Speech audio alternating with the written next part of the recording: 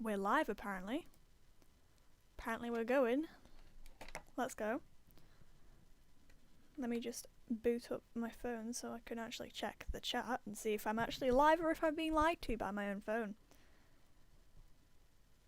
This is where my internet just conks out, isn't it? Oh god. Okay, we seem to be going. We seem to be going. That is good. Do. Am I live? I am live. Banger. Okie doke. Let's go. I'm just gonna open up the game.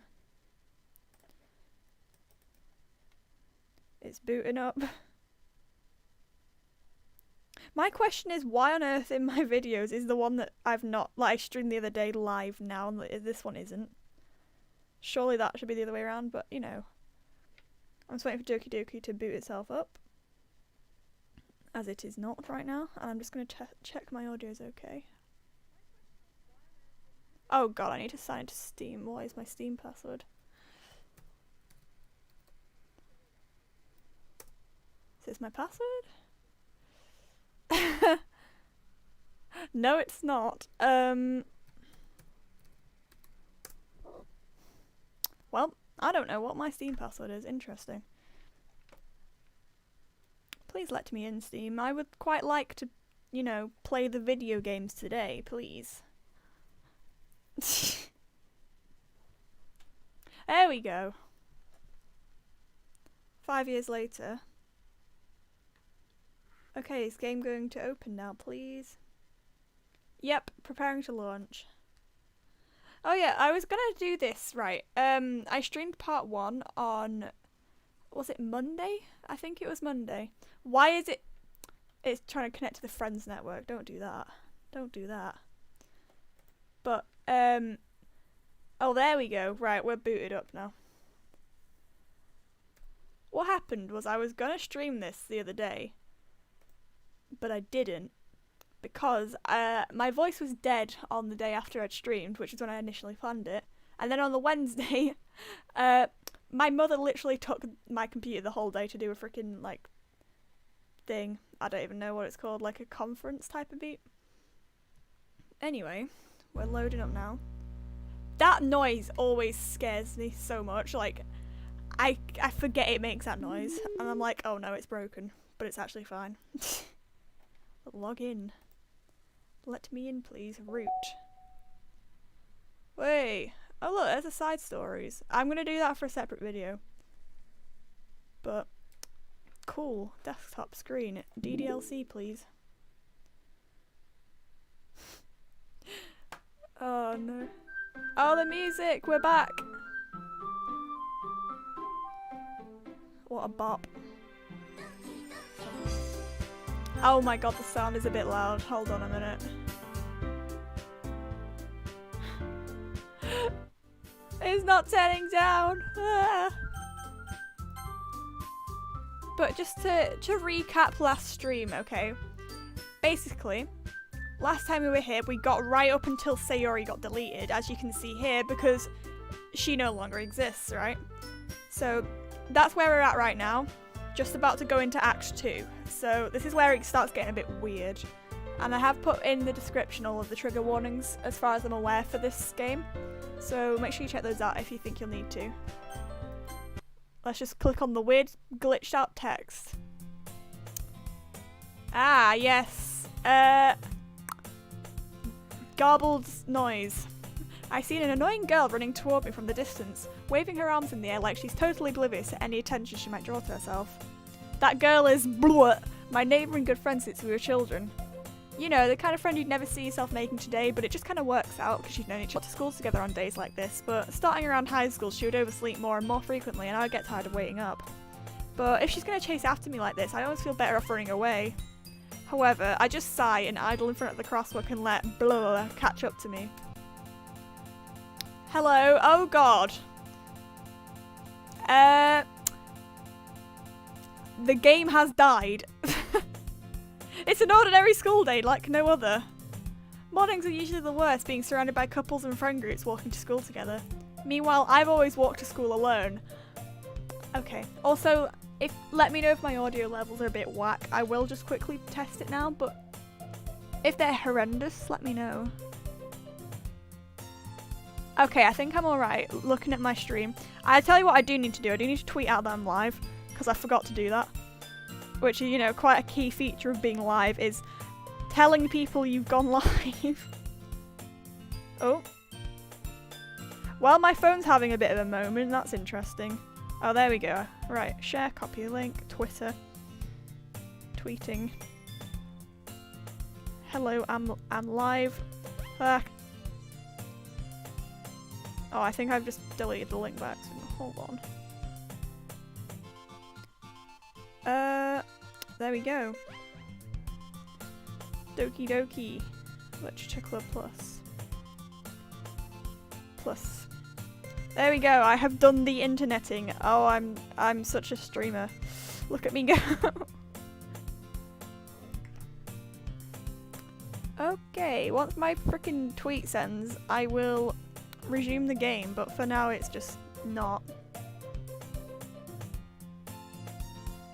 My internet's just not having a good time currently. Ah.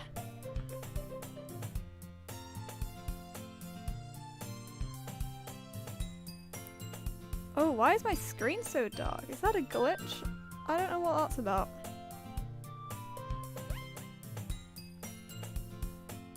Oh no, it's fine. That was weird. Okay. We're back. My thing just glitched out a little bit then. I was like, oh. Right. Next bit. I always tell myself it's about time I meet some girls or something like that. But I have no motivation to join any clubs. I'm perfectly content just getting by on the average while spending my free time on games and anime. There's always the anime club, but it's not like there'd be any girls in it anyway. Alright MC, yeah sure. The school day's as ordinary as ever, and it's over before I know it. After I pack up my things, I stare blankly at the wall looking for an ounce of motivation. Clubs. There really aren't any that interest me. Besides, most of them are something for me to want to deal with. I guess I have no choice but to start with the anime club. Lou? Oh! Monica? Oh my goodness, I totally didn't expect to see you here.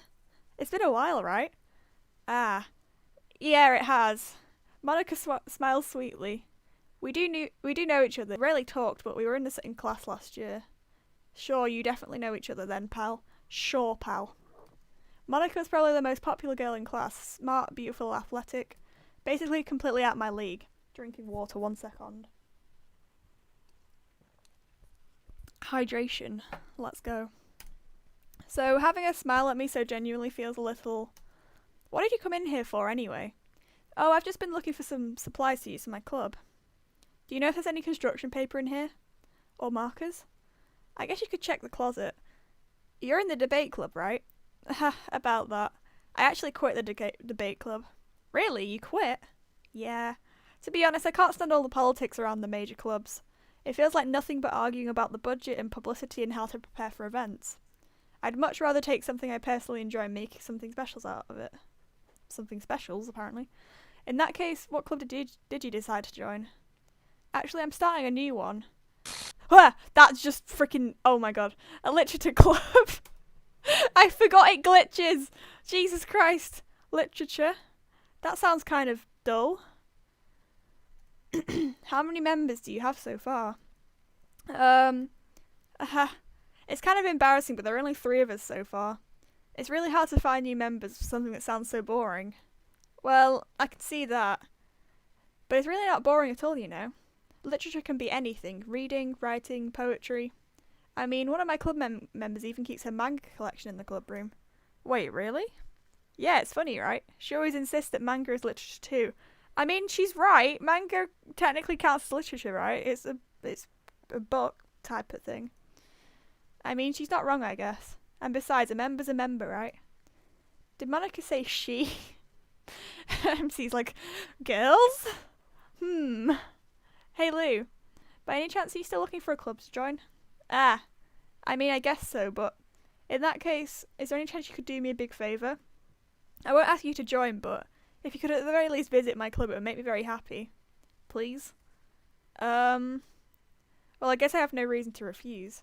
Besides, how could I ever refuse someone like Monica? Sure, I guess I could check it out. Ah, awesome. You're really sweetly, you know that?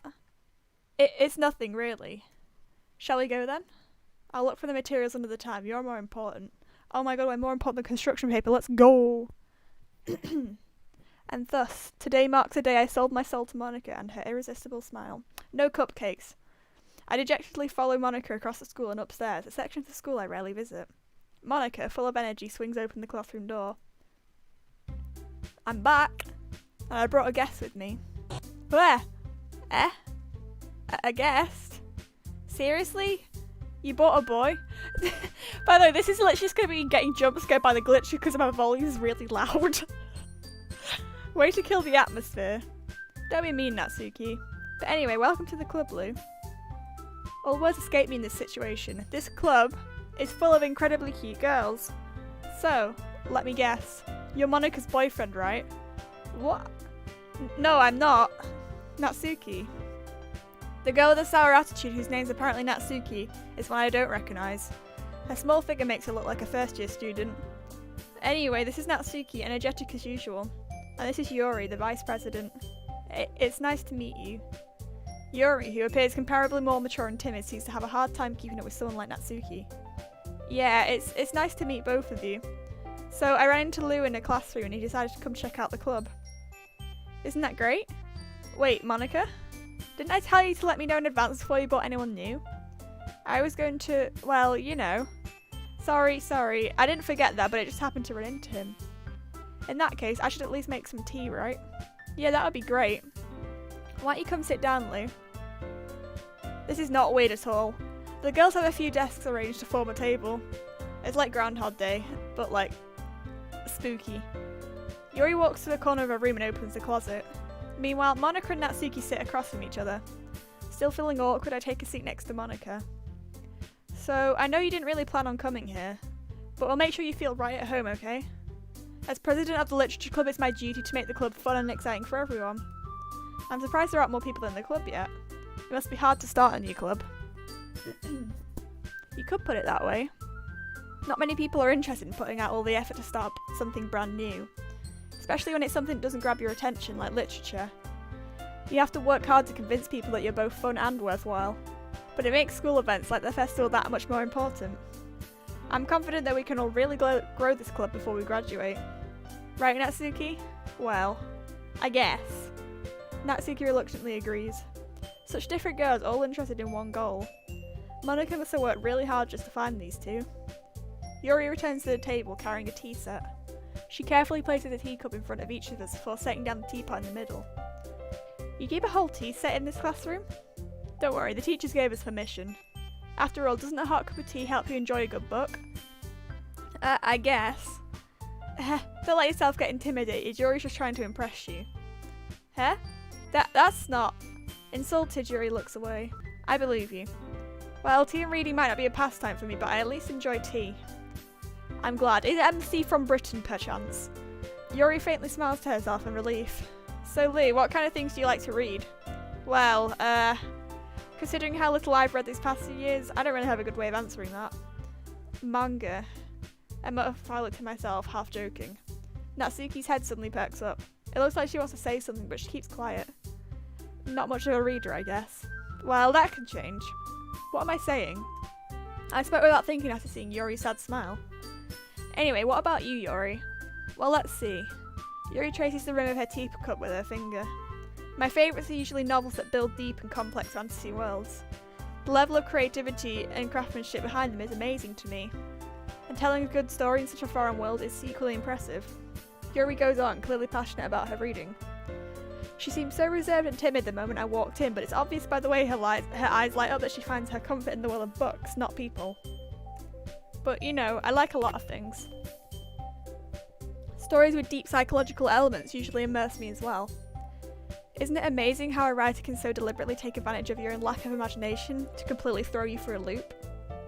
Anyway, I've been reading a lot of horror lately. I read a horror book once. Yes, I did the reading and the spooky. Yep. I desperately grabbed something I can relate to at the minimal level. At this rate, Yuri might as well be having a conversation with a rock. I'd expect that from you, Yuri. It suits your personality. Oh, is that so? Really, if a story makes me think or takes me to another world, then I really can't put it down. Surreal horror is often very successful in changing the way you look at the world, if only for a brief moment.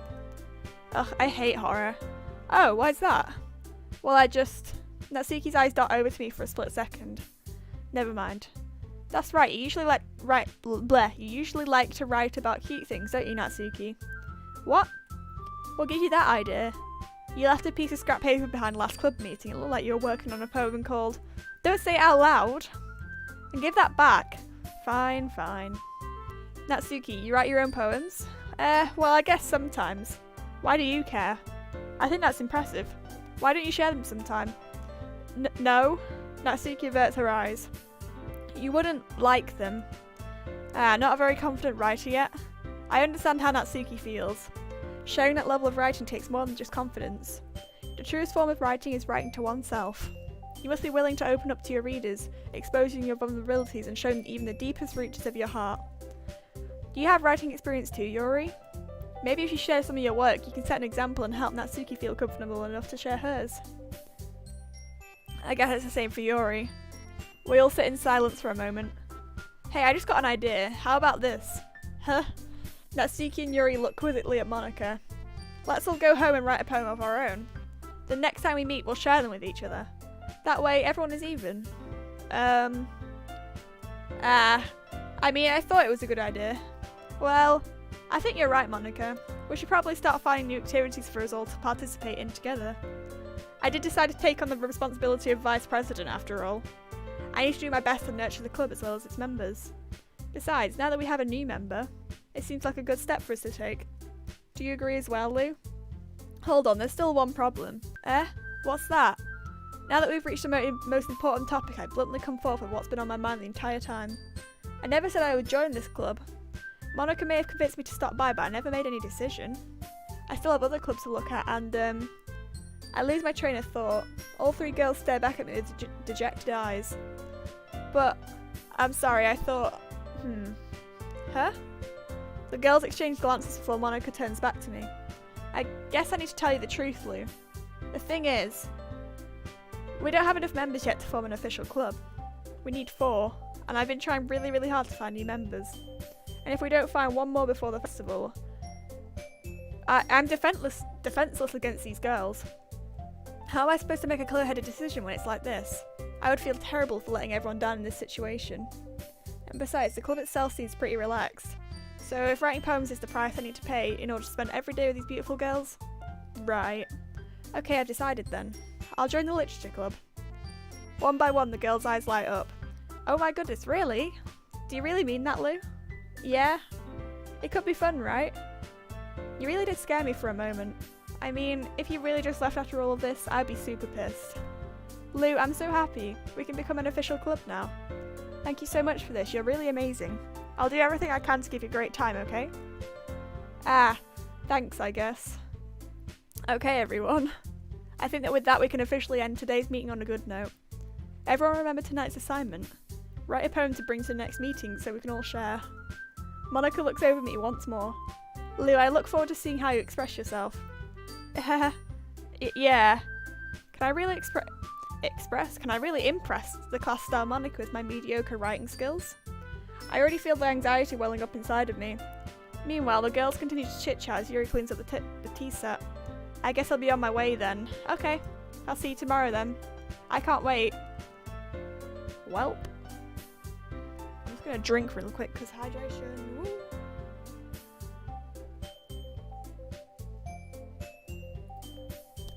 Woo. Water. With that, I depart the club room and make my way home. The whole way, my mind wanders back and forth between the 3 girls. Natsuki, Yuri, and of course, Monika. Will I really be happy spending every day after school in a literature club? Perhaps I'll have the chance to grow closer to one of these girls. Alright, I just need to make the most of my circumstances, and I'm sure good fortune will find me. And I guess that starts with writing a poem tonight. Now, last time we went on the Yuri route.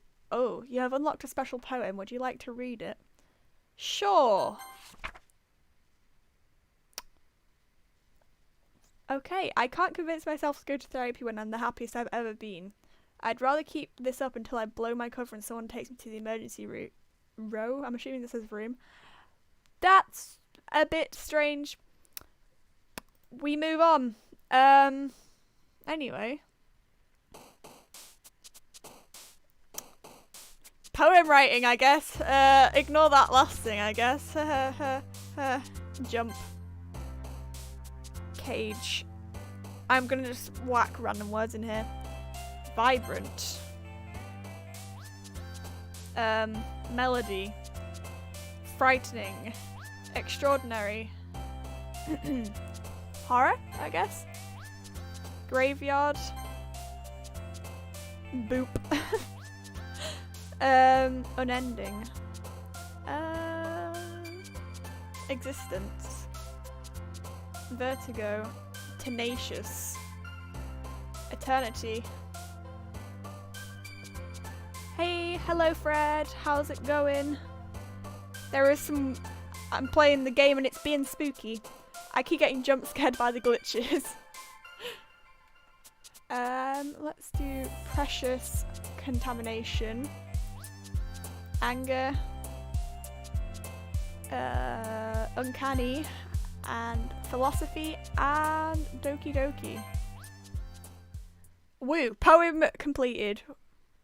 I think I have... Oh my... I looked in the mirror. I think I've got pink hair dye on my face. Whoops. Oh well. Hi again, Lou. Glad to see you didn't run away on us. Ha ha ha. Nah, don't worry. This might be a little strange for me, but I at least keep my word. Well, I'm back at the literature club. I was the last to come in, so everyone else is already hanging out. Thanks for keeping... Is your face good, Yuri? Thanks for keeping your promise, Lou. I hope this isn't too overwhelming of a commitment to you. Alright, just woke up. Banger! How are you? I'm good. I woke up like at about 10 and then spent like half an hour trying to find my cat because she ran off somewhere. I think she's just sunbathing now, but like I was like, bruh, you need feeding, cat. Why are you not coming back to me? But apart from that, then I started stream.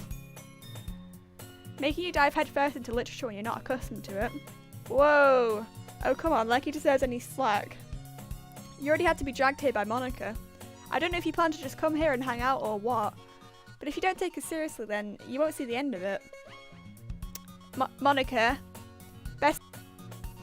Natsuki... I think that says Natsuki, you certainly have a big mouth as someone who keeps a manga collection in the classroom.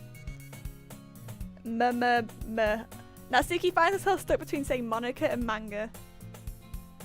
Manga is literature. Swiftly defeated, Natsuki plops back into her seat. I'm sorry, Lou. We'll make sure to put your comfort first, okay? Yuri shoots Natsuki with a disappointed glance. Anyway. Am I going crazy, right? Or is the screen in the background tilted? Am I seeing things, or is it tilted sideways? It's being weird. Anyway, now that you're in the club and all, perhaps you might have an interest in picking up a book to read. Well, I can't really say no either way. Right, I can't tell. Is it moving or not? Like you said, I'm in this club now, so it only feels right for me to do something like that if you ask. Wait, I didn't mean it like that. If you don't really want to, then forget I said anything, I guess. No, it's not that, Yuri. I want to try and be a part of this club. So even if I don't read often, I'd be happy to pick up a book if you wanted me to. It is tilting. It's definitely tilting. Are you sure? I just felt like, well, as vice president and all, that I should help you get started on something you might like. Yuri reaches into her bag and pulls out a book. I didn't want you to feel left out, so I picked out a book that I thought you might enjoy. It's a short read, so it should keep your attention even if you don't usually read. And we could, you know, discuss it if you wanted. How is this girl accidentally being so cute? MC's a simp! He is simping on the girls in the literature club. Again! She even picked out a book she thinks I'll like, despite me not reading much. Well, Yuri, thank you. I'll definitely read this. I enthusiastically take the book. Phew. Well, you can read it at your own pace. It's tilting. I'm zooming in. I'm I don't know if I'm like convincing myself it's moving, but I swear the angle's changed. I look forward to hearing what you think. Now that everyone's settled in, I expect Monica to kick off some scheduled activities for the club. But that doesn't seem to be the case. Yuri's face is already buried in a book. I can't help but notice her intense expression like she was waiting for this chance. Meanwhile, Natsuki's rummaging around in the closet.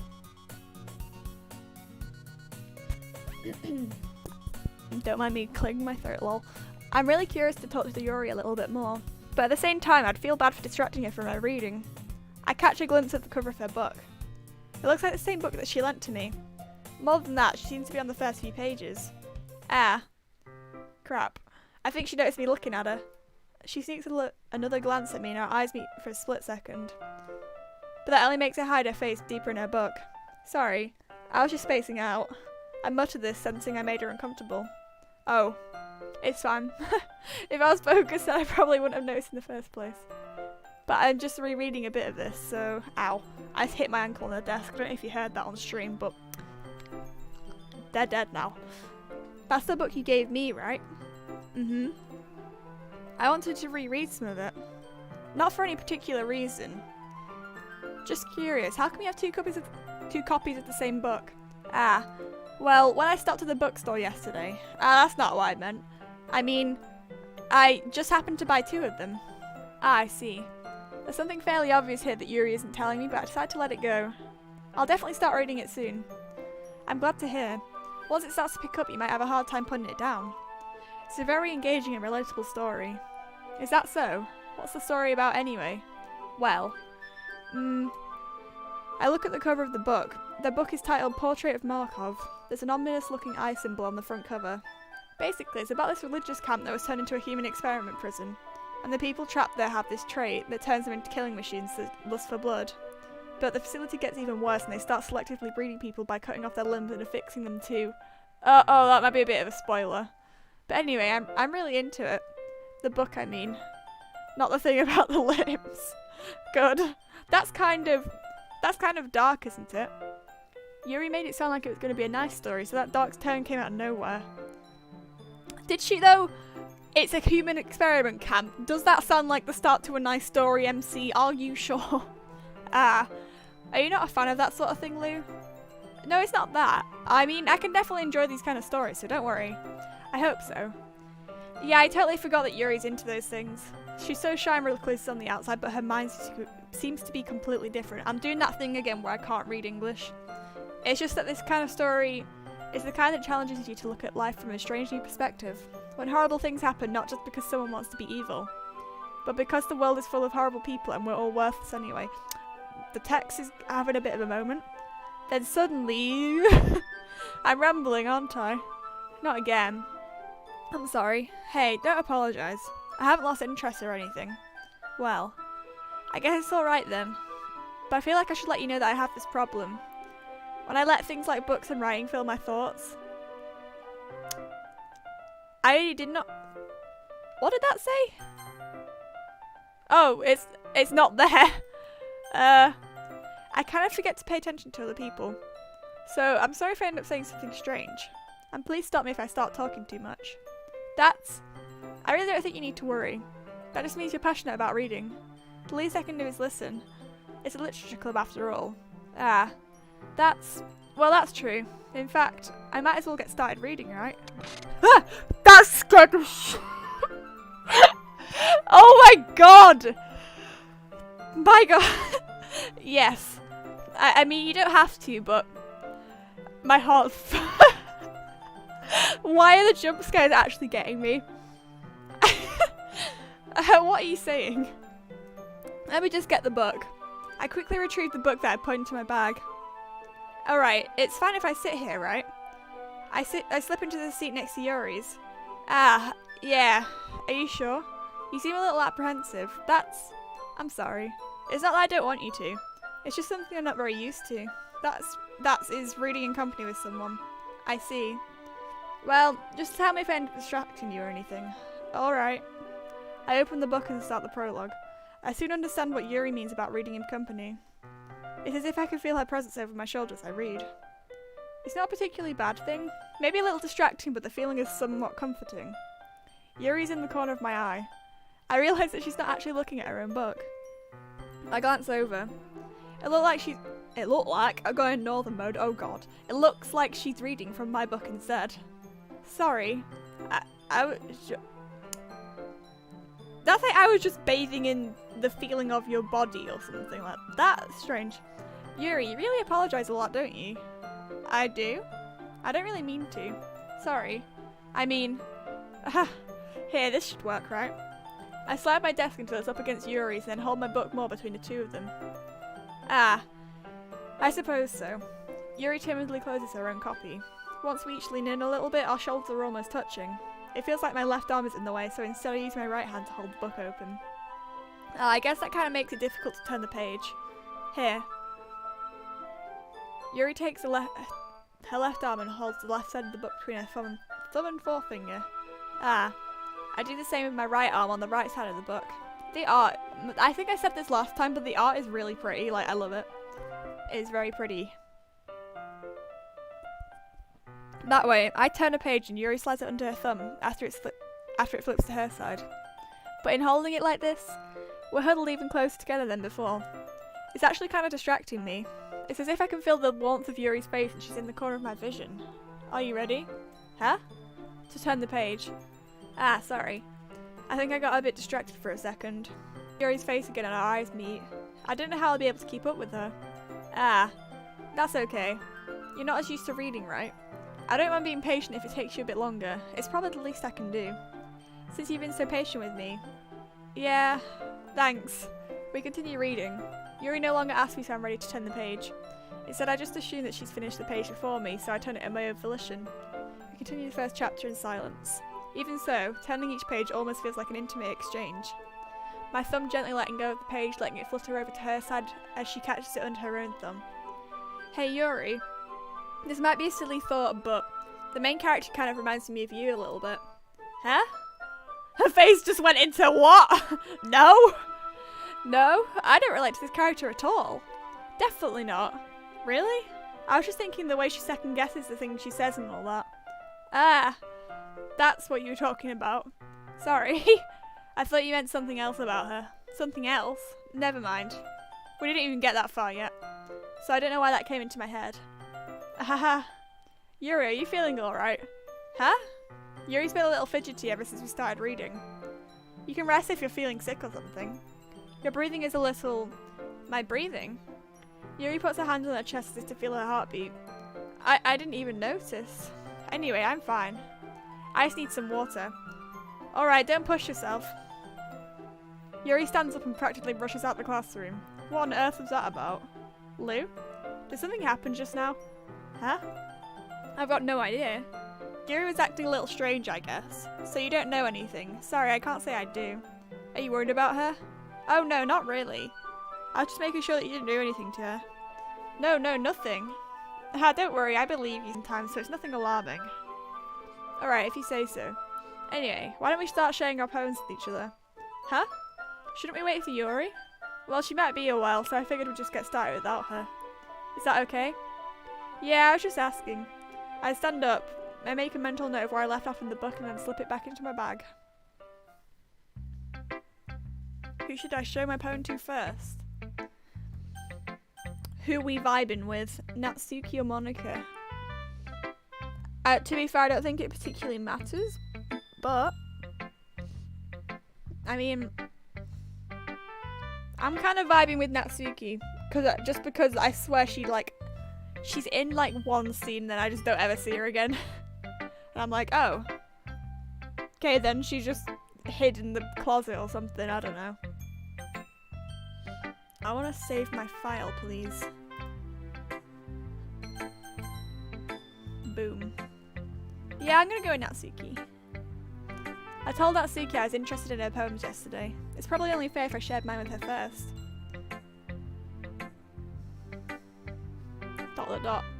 Huh? Well, it's about what I expected from someone like you. That's a little blunt. Well, excuse me. It's not like I said it was bad. It just didn't evoke any emotions. So basically, it's not cute enough for your taste. Do you want to get smacked? Natsuki moment. Big Natsuki. Yeah, I am. We having a big Natsuki moment currently. I don't From what I remember, I don't think it matters who you, like, choose first. Oh, she's like, do you want to get smacked? I'll pass. Sigh. Well, anyway, I guess I need to show you mine. Not that you'll like it. Oh, this is the same one as last time.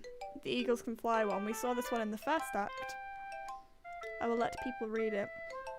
I'll read out the new ones, but we've seen this one before.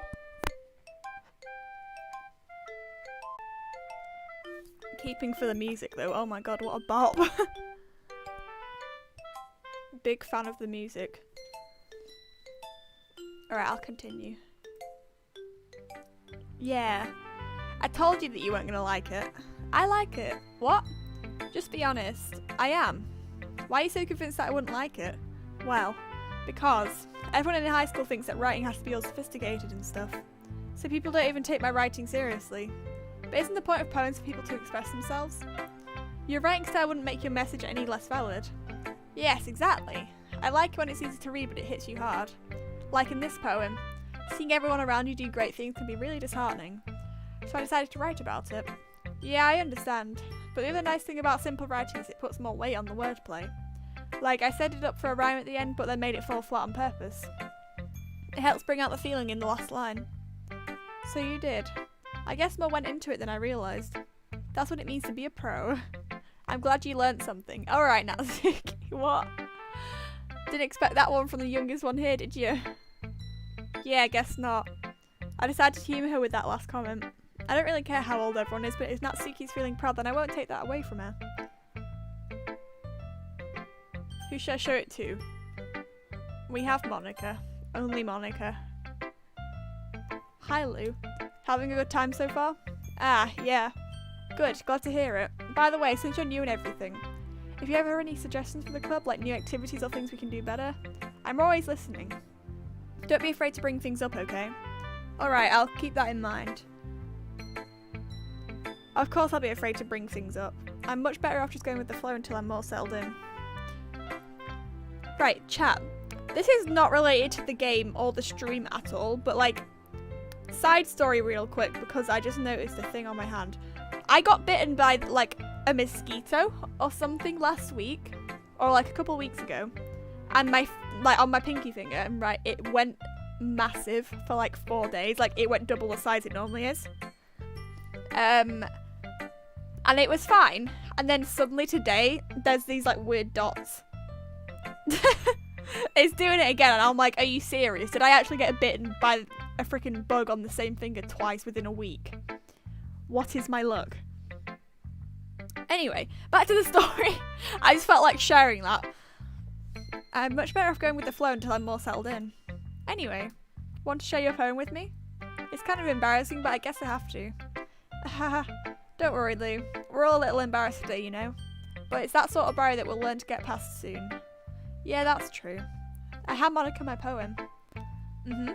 Great job, Lou. I was going ooh in my head while reading it. It's really metaphorical. I'm not sure why, but I didn't expect you to go for something so deep. I guess I underestimated you. It's easiest for me to keep everyone's expectations low. That way, it always counts when I put in some effort. That's not very fair. Well, I guess it worked anyway. You know that Yuri likes this kind of writing, right? Writing that's full of imagery and symbolism. Sometimes I feel like Yuri's managed to totally detach from reality. I don't mean that like it's a okay, Monica. But sometimes I get the impression that she's just totally given up on people. She spends so much time in her own head that it's probably a much more interesting place for her. But that's why she gets so happy when you treat her with a lot of kindness. I don't think that she's used to being indulged like that. She must be really starved for social interactions, so don't blame her for coming on a little strongly. Monica, sis, when did you get a psychology degree? Like earlier. I think if she gets too stimulated, she ends up withdrawing and looking for alone time. Suddenly the door opens. Yuri. I'm back. Did I miss anything? Not really. Well, we all started sharing our poems with each other. Huh? Already? I'm sorry for being late. No need to apologise. We still have plenty of time, so I'm more glad that it took you all the time you needed. Alright, thanks Monica. I suppose I should go get my poem now. Anyway, do you want to read my poem now? Don't worry, I'm not very good. You sound pretty confident for someone who claims to not be very good. Well, that's because I have to sound confident. Doesn't mean I always feel that way, you know? I see. Well, let's read it then.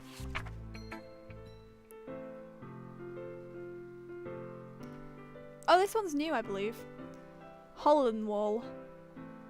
Hole in wall, ah yes. But he wasn't looking at me. Confused, I frantically glanced at my surroundings, but my burned eyes can no longer see colour. Are there others in this room? Are they talking? Or are they simply poems on flat sheets of paper? The sound of frantic scrolling playing trick on my ears. The room begins to crinkle, closing in on me. The air I breathe dissipates before it reaches my lungs. I panic. There must be a way out. It's right there. He's right there. Swallowing my fears, I brandish my pen. So, what do you think? It's very freeform, if that's what you call it. Sorry, I'm not really the right person to ask for feedback. Aha, it's okay. Yeah, that kind of style has gotten pretty popular nowadays. That is, a lot of poems have been putting emphasis on the time between words. When performed out loud, it can be really powerful. What was the inspiration behind this one?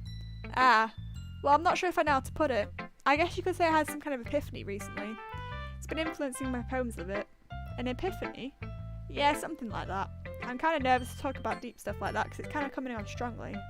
Maybe after everyone is better friends with each other. Anyway, here's Monica's writing tip of the day. Sometimes when you're writing a poem or a story, your brain gets too fixated on a specific point. If you try so hard to make it perfect, then you'll never make any progress. Even. Just force yourself to get something down on the paper and tidy it up later. Another way to think about it is this. If you keep your pen in the same spot for too long, you just get a big dark puddle of ink. So just move your hand and go with the flow. That's my advice for today. Thanks for listening. Bestie is breaking the fourth wall. I will show Yuri in a second. I'm going to quickly refill my water because I have literally run out of it. We'll mute my mic a second.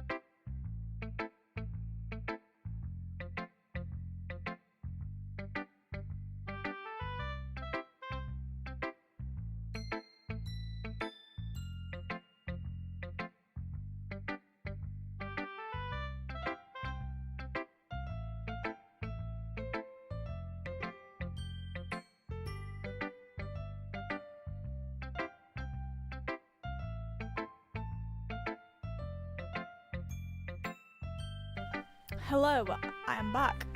Let's go to Yuri. I've got me water. ... As Yuri reads the poem, I noticed her eyes lighten. Exceptional. Huh? What was that? Did I just say that out loud? Yuri first covers her mouth, but then ends up covering her whole face. He's going to hate me. You really didn't do anything wrong, Yuri. Huh?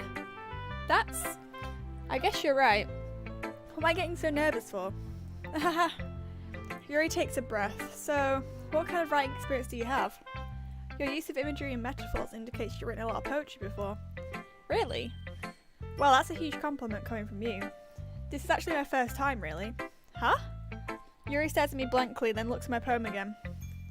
Well, I know that. I just meant, Yuri trails off, unable to find an excuse. She traces her fingers along the word in the poem as if breaking it down more thoroughly. Yeah. Okay. This is the reason I was able to tell. It's just that there are specific writing habits that are usually typical of new writers. And having been through that myself, I kind of learned to pick up on them. I think that the most noticeable thing I recognise in new writers is that they try to make their style very deliberate. In other words, they tend to pick a writing style separate from the topic matter and they form fit the two together. The end result is that both the style and the expressiveness are weakened. Once Yuri finds her train of thought, it's like her demeanour totally changes. Her stammering is completely gone, she sounds like an expert. Of course, that's not something you can be blamed for. There are so many different skills and techniques that go into writing even a simple poem. Not just finding them and building them, but getting them to work together is probably the most challenging part. It might take you some practice and learning by example and trying new things. I also hope that everyone else in the club gives you valuable feedback. Natsuki can be a little bit biased though. Biased? How? Well, never mind. I shouldn't be talking about people like that. Sorry. It's fine. I'm not sure if Yuri's apologising to herself, to me, or Natsuki. Do you mind now? Please do. I'd love to share my thought process behind it. Yuri smiles dreamily as if it's a rare opportunity for her, which itself is kind of funny. After all, isn't this supposed to be a literature club? I believe this one that got read out last time, but I'll read it anyway because I don't remember. So it's Ghost Under the Light. The tendrils of my hair illuminate beneath the amber glow, bathing. It must be this one, the last remaining streetlight to have withstood the test of time. The last yet to be replaced by the sickening blue-green hue of the future. I bathe, calm, breathing air of the present but living in the past. The light flickers, I flicker back. The music's such a vibe.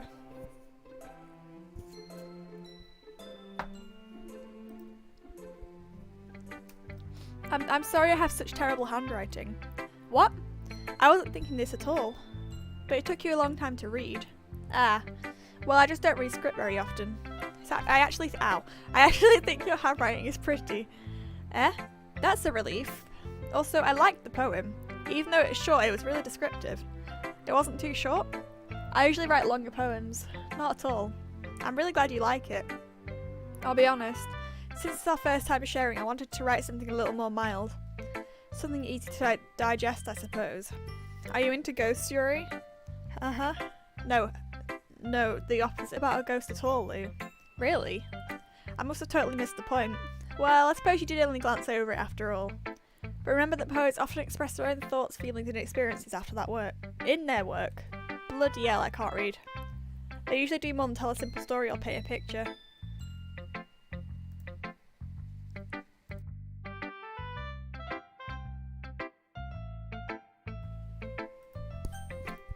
In this case, perhaps the subject of the poem is only being symbolically compared to a ghost. Lingering in her last remaining place of comfort, unable to let go of the past, and soon to be left with nothing. That's a lot more solemn putting it that way. I hadn't even thought of that. That's impressive. Huh? It's nothing really. Yours is impressive too, so... Nah. If anything, I could probably learn a thing or two from you. You think so? Yeah, of course. Ah, you know, I was really nervous about doing all this, but in the end I enjoyed it. I'm going to keep doing my best for you, Lou. Ah, me too. Phew, I guess that's everyone. I glance around the room. That was a little more stressful than I anticipated. It's as if everyone is judging me for my mediocre writing abilities. Even if they're just being nice, there's no way my poems can stand up to theirs. The music's having a bit of a moment. I swear it just went really off-pitch for like a second. This is a literature club after all, I sigh. I guess that's what I ended up getting myself into. Across the room, Moniko's writing something in her notebook. My eyes land on Yuri and Natsuki. They gingerly exchange sheets of paper, exchanging their respective poems. Hello, XX Ali Official XX, how's it going? We're in Act 2 of Doki Doki. Read the description if you want the trigger warnings for the game. As they read in tandem, I watch each of their expressions change. Natsuki's eyebrows furrow in frustration. Meanwhile, Yuri smiles sadly. What's with this language? Huh? Did you say something? Oh, it's nothing. Natsuki dismissively returns the poem to the desk with one hand. I guess you could say it's fancy. This is cute. Cute? Did you completely miss the symbolism or something? It's clearly about the feeling of giving up. How can that be cute? I know that. I just meant the language, I guess. I was trying to say something nice. Huh? You mean you have to try that hard to come up with something nice to say? Thanks, but it really didn't come out nice at all. Well, I do have a couple of suggestions. If I was looking for suggestions, I would have asked someone who actually liked it. Which people did, by the way. Monica liked it, and Lou did too. So based on that, I'll gladly give you some suggestions of my own. First of all, excuse me, I appreciate the offer, but I spent a long time establishing my writing style. I don't expect it to change anytime soon, unless of course I come across something particularly inspiring. Which I haven't yet. And Lee liked my poem too, you know. Natsuki's just sitting there like, oh shit. He even told me he was impressed by it. Natsuki suddenly stands up. Oh, it's gone quiet.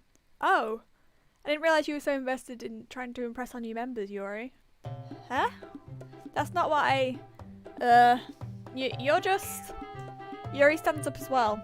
Maybe you're just jealous that Lou appreciates my advice more than he appreciated yours. Huh? And how do you know he didn't appreciate my advice more? Are you that full of yourself? She's just like, No. If I was full of myself, I would deliberately go out of my way to make everything I do overly cutesy. Well, you know what? I wasn't the one whose boobs magically grew a size bigger as soon as Lou started showing up. Natsuki, that's a little... They're just both like, this does not involve you. Begone, Monica. Taking out your own insecurities on others like that. You really act as... Why'd the music just like pause for a hot minute? That was weird.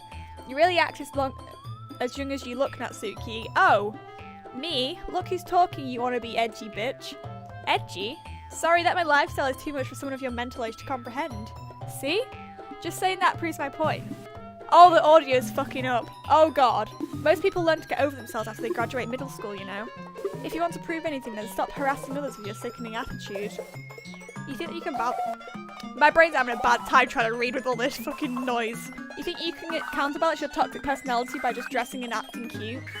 The only cute thing about you is how hard you try. Whoa, be careful, you might cut yourself on that edge, Yuri. Oh, my bad, you already do, don't you? She did not! Bruh, Natsuki! Did you just accuse me of cutting myself? What the fuck is wrong with your head? Yeah, go on. Let Lou hear everything you really think. I'm sure he'll be head over heels for you after this. Ah! Suddenly, Yuri turns toward me as if she just noticed I was standing here. Lou, she's just trying to make me look bad. That's not true. She started it. Oh god, I can't read. Yuri. Oh shit, so maybe I clicked the wrong one. Am I meant to choose like just one of them? Am I clicking the wrong one? Oh, hello. Monica? Hey bestie, you're a little close to the screen there. Hello? She just got stuck there. What just happened? Monica, just dots. Hey Lou, why don't we step outside for a little bit, okay? What just happened? Her face just got stuck on the screen for so long, I couldn't get her off. Sorry about that.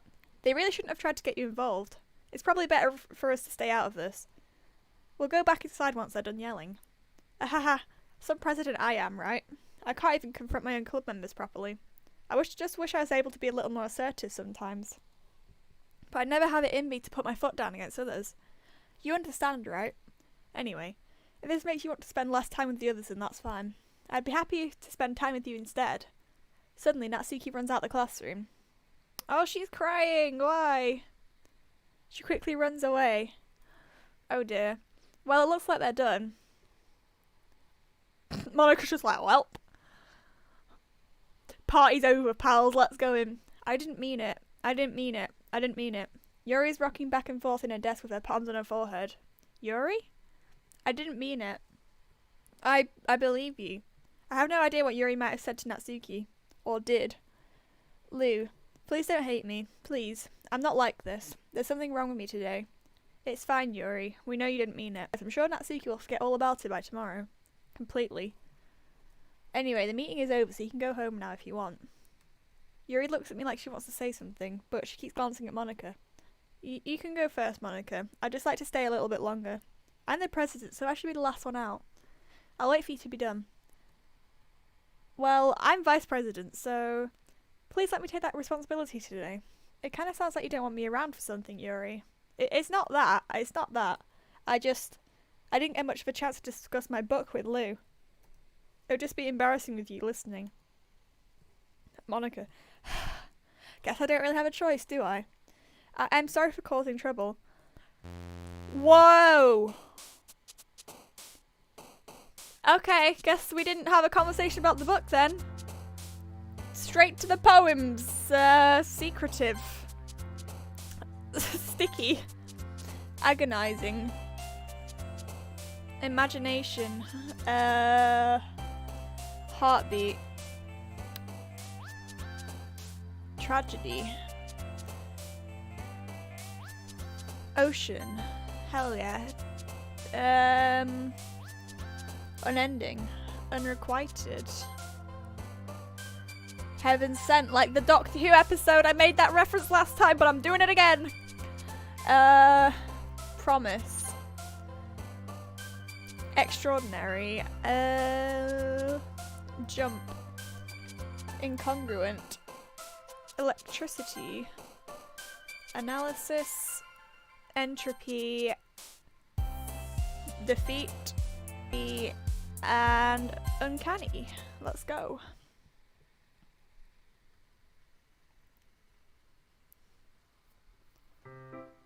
Oh, another day passes and it's time for the club meeting already.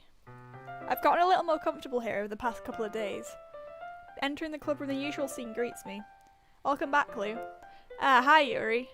I'm not sure if it's me or if it's Yuri's expression, but the weight of yesterday's quarrel still hangs in the air a little.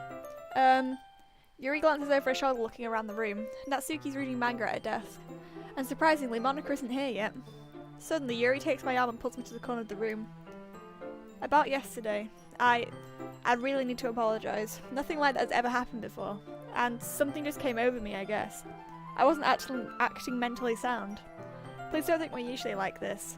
Not just me, but Natsuki as well. Yuri, I'm happy that you were considerate and apologised. You don't have to worry too much. Even though I've only been here a couple of days, I could tell something was off yesterday. Maybe we were just a little extra sensitive because it was our first time sharing poems. For it was, it didn't make me think any less of you. I had already decided that there's no way you can be a bad person. And now that you're apologising, I know you really didn't mean it. Lou, don't say those kind of things so frankly. They make me a little too happy. I'm really glad that you're such an understanding person. And I'm really glad that you joined this club. Everything's a little bit brighter with you around and... sorry, what am I saying right now? Hey, have you guys seen Monika? No, I haven't. I was also kind of wondering where she was. Man. Horse looking out to sea. Man. Yuri, I'm guessing you haven't either. Yuri's clearly taken aback by how calmly Natsuki's addressing her. No, I haven't. Jeez, this isn't like her at all. Oh god, for some reason I was like, whew, inhale. I know it's stupid, but I can't help but worry a little bit. What? Why are you looking at me like that? Natsuki, about yesterday. I just wanted to apologise. I promise I didn't mean any of the things I said. And I'll do my best to stay under control from now on. So, Yuri, what the heck are you talking about?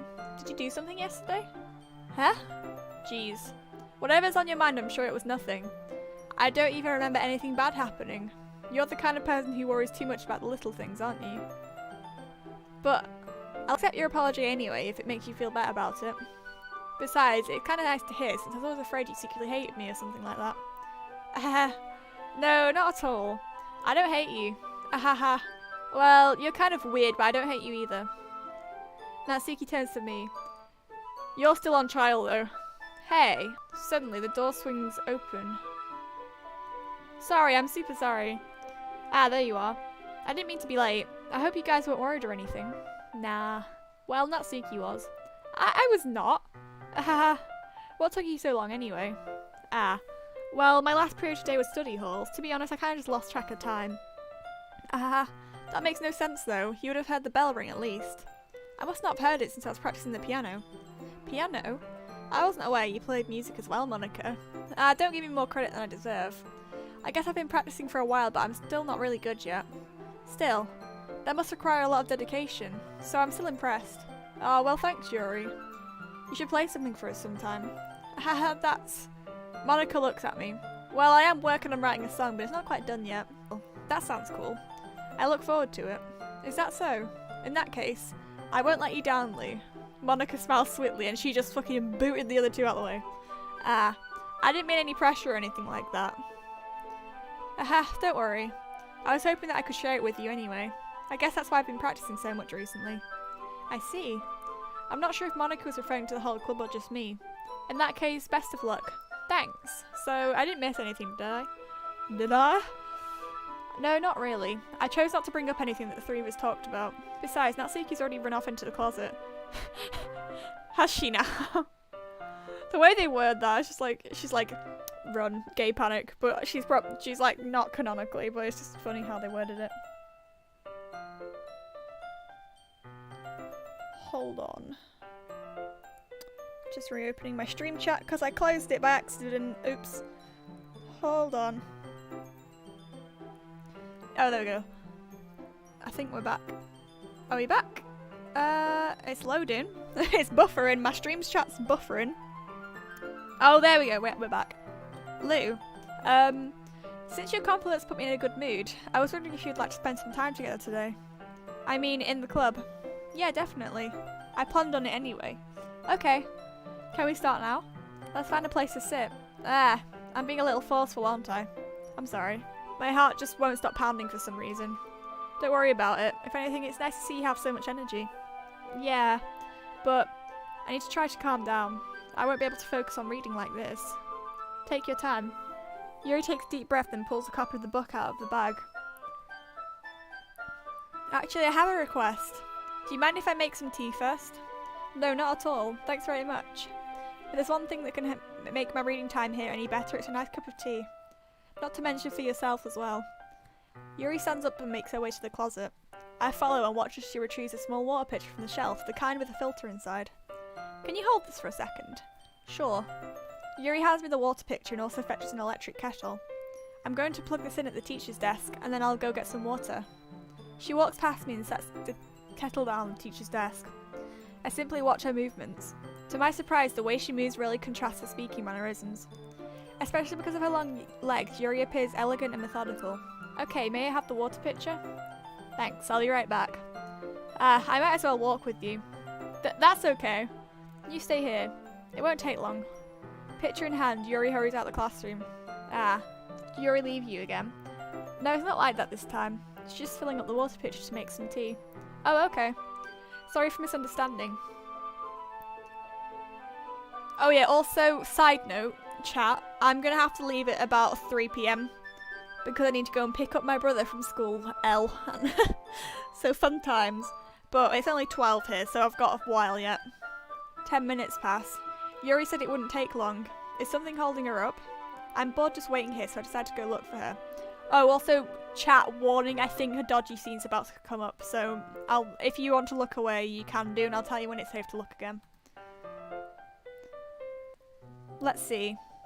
The most logical place for Yuri to be would be near the nearest water fountain. I start heading down the hallway. Ha, ha, ha, ha. What's that noise? It's coming from around the corner. It sounds like breathing. Kuh. I don't know how to pronounce that. A sharp inhale like someone is sucking the air through their teeth. Are they in pain? I reach the corner and peer around it. Yuri? Yeah. Oh, the reverse. I'm back. Thanks for waiting patiently. Oh guys, if you looked away, it's safe to look back now, I think. I'm pretty sure it is, because it just did a weird reversey boy. If you want a description because you looked away, basically we went to go find Yuri and she was doing something not good and then it reversed itself. That's pretty much what happened. Lou, do you like oolong tea? Ah, yeah. Anything's fine. Very well. Yuri sets the temperature on the kettle to 200 degrees. Now, it's time to get the teapot. You really do this properly, don't you? Of course. I shouldn't do any less when I'm making tea for others, even if I'm not an expert on tea or anything. Haha. In that case, you'll only be even more impressed. My phone is glitching out. This is not good. Perhaps I will. First the game glitches and then my phone's just like blub. Yuri fetches the teapot and begins measuring the tea leaves. To my surprise, she even starts humming a little to herself. You must be in a good mood now. Is that so? I was just letting it show. And you noticed. I was doing a little bit of thinking. And I decided that I would try expressing myself a little bit more. It turns out it's not very hard for me to do, when it's you who's around anyway. That's great, Yuri. Just don't push yourself too much. You're always worrying about me, Lou. It's very endearing. Yuri wasn't kidding. I don't even know if I can keep up with this. I watched Yuri pour a cup of tea for each of us. Oh. Oh shoot, I just skipped that one by accident. Hold on.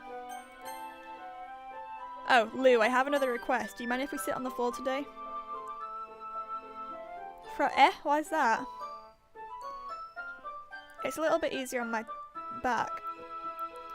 I can read with my back against the wall rather than bending over at my desk. Sorry, I didn't realise. No worries. I just have back pain fairly regularly, so I do my best to manage it. Is that so? I wonder why that is. It's most likely because of your posture, right? Always hunched over like that while reading. Yes, I have terrible reading posture, so that's why you should sit on the floor. Fair enough. I'll go ahead and get the book. Hold on.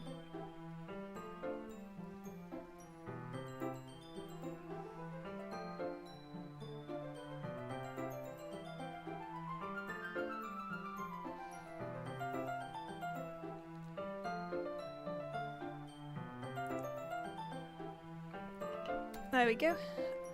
Chat just glitched out again, so if I've missed something, I'm sorry. Because I could not read it. It's just reloading again. Okay, I think we're back. It's just buffering. My phone's just like, no, you can't read your chat. How dare you? I retrieved the book from my bag.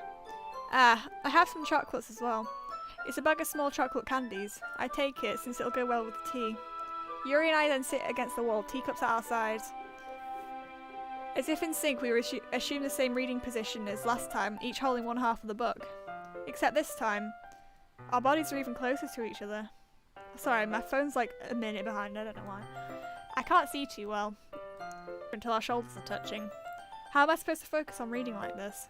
Yuri was always kind of cute, but when she's being less apprehensive, it's always more than I can handle. Your teacup. Yuri hands me my teacup. Hold it with my hand that's not holding the book, I end up in a position that makes it even harder to focus. And now I need to worry about making sure I don't accidentally touch her chest. Jesus Christ, MC! Meanwhile, Yuri hasn't noticed a single thing. She wears her intense reading expression. I can only presume the world around her has faded away. I use all focus on reading. After a few minutes, I finally managed to relax a little. I put the teacup between my legs and fumble with the chocolate wrapper. Sorry. I briefly let go of the book to finish opening the wrapper. You can have as much as you want. That's okay, I won't take any. Huh? Are you sure? Well, if I touch it then it might get smudges on the page. You're right. I didn't even think about that. My bad. No need to apologise. I'll hold the book, okay? Are you sure? Of course. The art's so pretty! I love the art. Oh my god.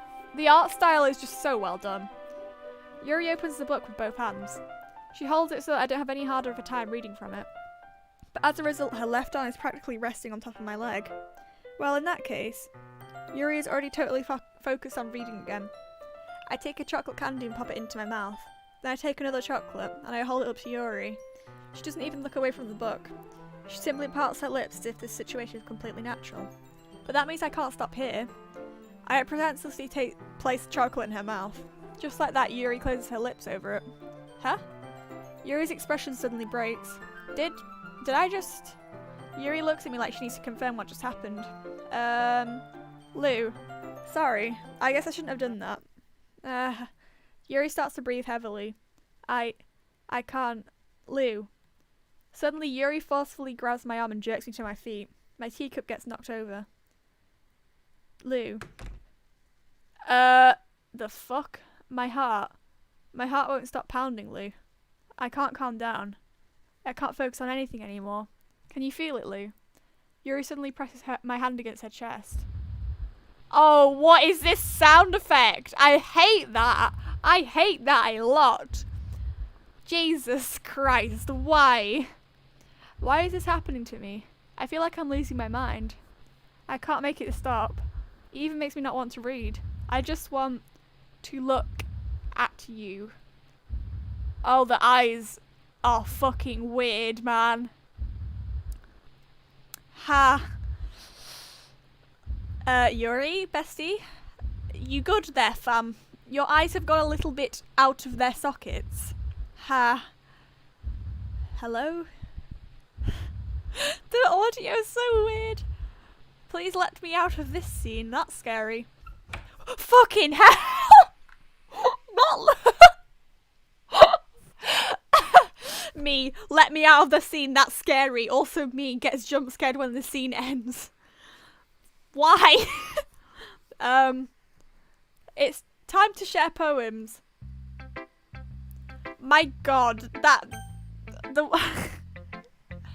I swear Monica's jump scared me more times than she's meant to. Who should I show my poem to first? Well, Yuri fucking scares me, so I guess I'm going to go either Monica or Natsuki, and I guess Natsuki because I ain't seen her in a while.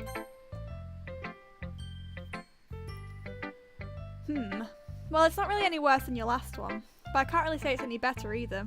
Phew. Huh? Phew what? Ah, well, anything that isn't a train wreck, I'll take as a win. I get the feeling you're probably the most critical. Hey, what makes you... Wait, maybe that was a compliment. Aha, glad to see someone recognises my experience. Well then, keep practicing and maybe you'll be as good as me someday. That's, something telling me that Natsuki completely missed the point. Just make sure you find a little bit of influence from everyone. I think you're at least being influenced by Yuri a little bit, aren't you? I mean, I know you've been like, you know, Monica and I are just as good as her. At poems, I mean. So you should really try to learn something or you'll never get better. Here's the one I wrote. I'll make sure you learn something from it. I've read this one out before, so I'm going to just let it on the screen so you can read it.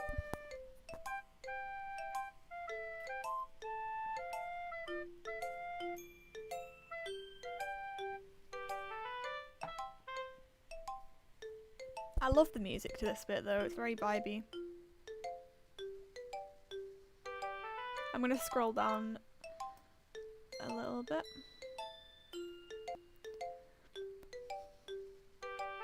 What a bop.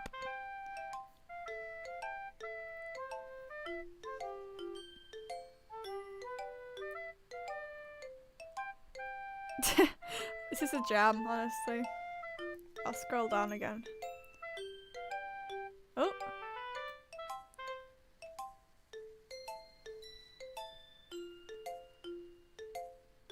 I don't know how quickly or slowly people read. I'm kind of trying to guess. There you go, that's the end of the poem. God, I love this soundtrack, man. If it's not copyright, I might start using it in my videos. Parts of it. Alright, I'm gonna click continue now. Not bad, right? It's quite a bit longer than yesterday's. Yesterday's was way too short. I was just warming up. I hope you didn't think that that was the best I could do. No, of course not. Anyway, the message is pretty straightforward in this poem. I doubt I have to explain it. Like, anyone would agree that the subject of this poem is an ignorant jerk. Everyone has some kind of a oh shit, I clicked it. Everyone has some kind of weird hobby or a guilty pleasure.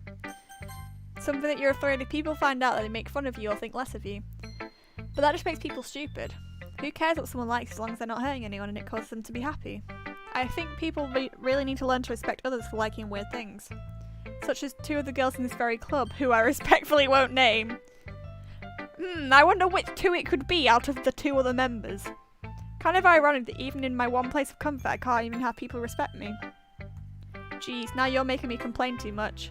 What did I do? For what it's worth, I respect you. Well, I guess thanks. But it's kind of obvious that you respect Yuri more, so... Whatever, we're done sharing, so you can leave now. Who should I show my poem to? I'll go Monica, because I'm still a bit scared of Yuri. Lou, I think you saw something earlier you weren't supposed to see. Really? I didn't want to have to tell you this, but I don't think I have a choice. It's getting kind of dangerous. I don't know why, but she seems pretty easily excitable whenever she's around you. Which shouldn't be a problem in itself, but when Yuri gets too excited, she finds a place to hide and starts cutting herself with a pocket knife. Isn't that kind of messed up? She even brings a different one to school every day, like she has a collection or something. I mean, it's definitely not because she's depressed or anything like that. I think she just gets some kind of high from it. It might even be like a sexual thing. But the point is, you've kind of been enabling her.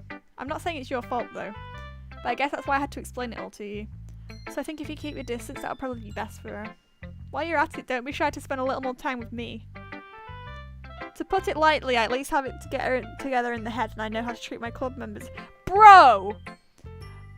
Monica, man, she's like, haha, yeah, Yuri does this, she's so weird, lol, you should spend time with me though, because I'm not crazy, XD. Newsflash, you're not weird if you do that, it's a coping mechanism, that's quite understandable in actuality. Monica is just being, to put it lightly, a twat. Anyway, you want to read my poem now? I like the way this one turned out, so I hope you do too. Save me. The colours they won't. Bright, beautiful colours. Flash, expanding, piercing. Red, green, blue, and nudless. Cacophony letters of meaningless noise. The noise, it won't stop. Violent, grating rhythms. Squawking, screeching, piercing. Sine, cosine, tangent, triangles, bitch! Like playing a chalkboard on a turntable. Like playing a knife on a breathing ribcage. Needless of delete her. Bruh.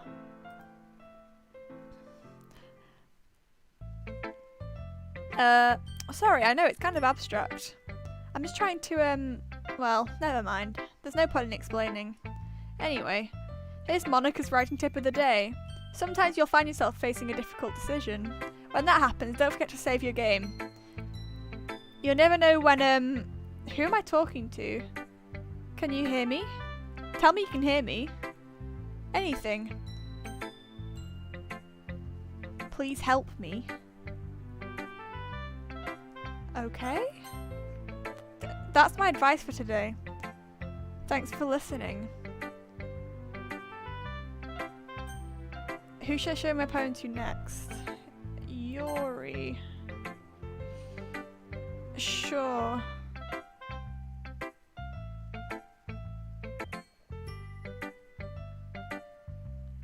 I've been waiting for this. Let's see what you've written for today. Yuri stares at the poem with a surprised expression on her face. Do you like it? Lou, this one might be even better than yesterday's. How did you even pick up on this so quickly? Just telling you the kind of techniques worth practicing. Maybe that's why. You did a good job explaining.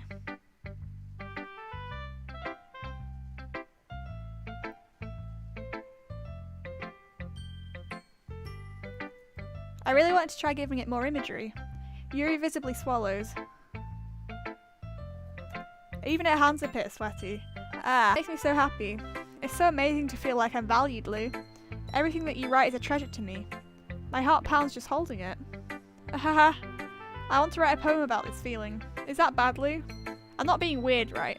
I'm having a harder time than usual at concealing my emotions. I'm kind of embarrassed, but right now I just want you to read my poem too. Okay? Oh, this one's fucking long. Jesus. 1 second, chat. Hold on, chat. I will be a sec.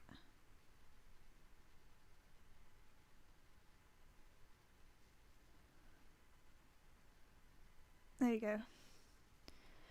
Okay, wheel. A rotating wheel, turning an axle, a grinding.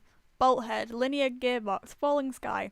7 holy stakes, a docked ship, a portal to another world, a thin rope tied to a thick rope, a torn harness, parabolic gearbox, expanding universe, time controlled by slipping cogwheels, existence of God, swimming with open water in all directions, drowning, a prayer written in blood, a prayer written in time-devouring snakes with human eyes, a thread connecting all living human eyes, a kaleidoscope of holy stakes, exponential gearbox. This is okay. A sky of exploding stars. That sounds like a Coldplay song. God disproving the existence of God. A wheel rotating in 6 dimensions. 40 years in a ticking clock. A clock that ticks 1 second for every rotation of the planet. A clock that ticks 40 times every time it ticks every second time. I don't think I read that right. A bolt head of holy stakes tied to the existence of a docked ship to another world. A kaleidoscope of blood written in clocks. A time-devouring prayer connecting a sky full of 40 gears and an open human eyes in all directions. Breathing gearbox, breathing bolt head, breathing ship, breathing portal, breathing snakes, breathing God, breathing blood, breathing holy stakes, breathing human eyes, breathing time, breathing prayer, breathing sky, breathing wheel. Right. It doesn't really matter what it's about. My mind has been a little hyperactive lately, so I had to take it out on your pen. That is, a pen fell out of your backpack yesterday, so I took it home for safekeeping, and I just really like the way it writes. So I wrote this poem with it, and now you're touching it. I'm okay. What did I just... Can we pretend this conversation never happened? You can keep the poem, though. Do I want to read it? Sure. A dream. I was staying over at my friend's place. There were 4 of us. I drifted off to sleep while everyone was talking and watching TV. In my dream, I was still at my friend's house. The only difference was that there were nails sticking out the walls everywhere. And there was also someone I didn't recognise. The person I didn't recognise told a joke and everyone laughed. I woke up to the sound of everyone laughing at something that happened on the TV. So the laughing that was not a part of the dream, it was the noise that just woke me up. I wondered who that person was and how they knew to tell a joke at that moment. Cool. Why is my cursor like, is that Sayori? Or is it like Monica? I can't, okay everyone, we're done reading each other. What is that sound effect? Oh my god, I hate that. We're all done reading each other's poems, right? We have something we need to go over today, so if everyone can come sit at the front of the room. Is this about the festival? Oh, I hate that backing sound so fucking much. Ugh. Well, sort of. Ugh, do we really have to do something for the festival? It's not like we can put together anything good in just a few days. We'll just end up embarrassing ourselves instead of getting any new members. That's the concern of mine as well. Game? Hello? Game? Hello? Oh, we're back. I don't really do well with last minute preparations. Don't worry so much. We're going to keep it simple, okay? Look, I know everyone's been a little more lively ever since Lou joined and we've started with some club activities, but this isn't the time for us to become complacent. The festival is our only real chance to find more, you know? What's so great about getting new members anyway? We already have enough to be considered an official club. More members will just mean everything gets noisier and more difficult to manage. Natsuki, I don't think you're looking at it the right way at all. Don't you ever share your passion with as many people as you can? To inspire them to find the same feelings that brought you here in the first place? The literature club should be a place where people can express themselves like they can't do anywhere else. It should be a place so intimate you never want to leave. I know you feel that way too. I know we all do. So that's why we should work hard and put something together for the festival, even if it's something small. Right, Lou? Oh, come on. You can't take advantage of Lou to agree with you just because he doesn't know how to say no to anything. Look, Monica. Do you really think any of us here joined the club with other people in mind? Yuri never even talked until Lou joined. As for me, I just like it better here than I do at home. And Lou isn't even passionate about literature in the first place. And that's everyone. Sorry, but you're really the only one who's so interested in finding new members. The rest of us are fine like this. I know you're president and all, but you should really consider our opinions for once. Oh, Spice. Monica is clearly taken aback by Natsuki's words. That's not true at all. I'm sure Yuri and Lou want to get more members too. right? I don't know about Yuri, but I'm kind of indifferent. If I showed as much enthusiasm as Monica wanted, then I'd probably be lying. Still, if it's up to me to rescue this situation... no. Natsuki's right, isn't she? This club is nothing more than a place for a few people to hang out. Why did I think that everyone here saw it the same way I did? But that doesn't mean that we're against getting new members or anything. Lou, why did you even join this club? Well, that's not really something I can be honest about, is it? In fact, if I remember, you weren't even given a choice not to join. Monica sits down and stares at her desk. What's the point of all this anyway? Why starting this club was a mistake? This is the Monica existential crisis arc. We're now in existential crisis mode. Now you've done it, Natsuki. What, me? I just spoke my mind. Is it a crime to be honest? It's not about being honest, it's about word choice. Besides, you have no right to speak for everyone else in the club like that. You don't understand it at all. I just want a place that feels nice to hang out with a few friends. Is there a problem with the club being that for me? There aren't many other places like that for me. And now Monica wants to take it away from me. She's not taking anything away. No, Lou. Same with the direction she wants to take it. If I wanted that, then I could have joined any other stupid club. But this one, I mean, at least for a little bit of time, things were nice. Natsuki starts packing up her things. I'm going home. I feel like I don't belong here right now. Natsuki ignores Yuri and walks right out the classroom. This is bad. I don't know what to do. Well, do you have an opinion on the festival? I don't know. I'm kind of indifferent, I guess. Oh, who cares about that obnoxious brat? I mean, I like how nice and quiet the club is right now. I'm just happy with you here. But still, I'm the vice president. It's not right for me to ignore my responsibilities like that. Nobody would cry if she killed herself. Okay, Yuri, spooky Yuri. Oh! Her eye exploded. What? I should do my best to consider everyone's perspective and make the decision that's right for the club. But what about you, Lou? What do you want to get out of this club? Yuri repeats the same question as Monica. I decide giving an indirect answer is better than nothing. I think the most important thing is for everyone to get along. And for the club to provide something that you can't get anywhere else. The quality of each member. That's what will end up making a literature club a special place. I see. I really agree with you. Each member contributes their own qualities in a specific way. A special way, even. With each change in members, the identity of the club as a whole will change too. I don't think that's necessarily a bad thing. Stepping out of your comfort zone once in a while. So if you would like to help Monica with the festival, then I'm on your side as well. Is she crying blood? I swear I just saw something fall down her yeah, she is! She's crying blood. Alright. Well, maybe we can all talk to Natsuki tomorrow. Yuri nods. Hey Yuri. Huh? I know things were a little awkward yesterday, but I feel like you deserve to know that I still think you're a wonderful vice president. And also a wonderful friend. Monica, I want to do everything I can to make this the best club ever. Okay? Me too. Yeah. Let's all go home for today. We'll talk about the festival tomorrow. Okay. I look forward to it. Shall we go, Lou?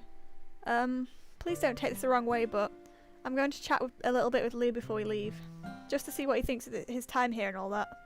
It's important to me as president. Yuri looks a little troubled, but she doesn't protest. Okay. I trust your judgment, Monica. In that case, I'll see the two of you tomorrow. See you tomorrow. Monica waves as Yuri exits the classroom. Phew. Things have been a bit hectic lately, haven't they? Lou, I just wanted to make sure that you're enjoying your time here at the club. I would really hate to see you unhappy. I feel like I'm kind of responsible for that as president. And I really do care about you, you know. I don't like seeing the other girls give you a hard time. With how mean Natsuki is and everything. And Yuri being a little bit, you know. Ahaha. Sometimes it feels like you and I are the only real people here. You know what I mean?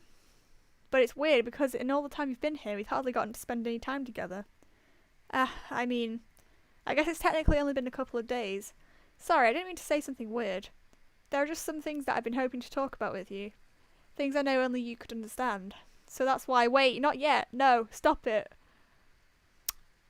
Sorry, bestie, you got cut-screened. Cut-scened, even. Guess we're writing a poem. Definitely a normal poem. Words. Oh, it's going 1, 1, 1, 1, 1. Interesting.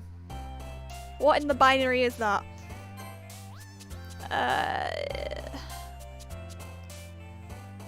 Music.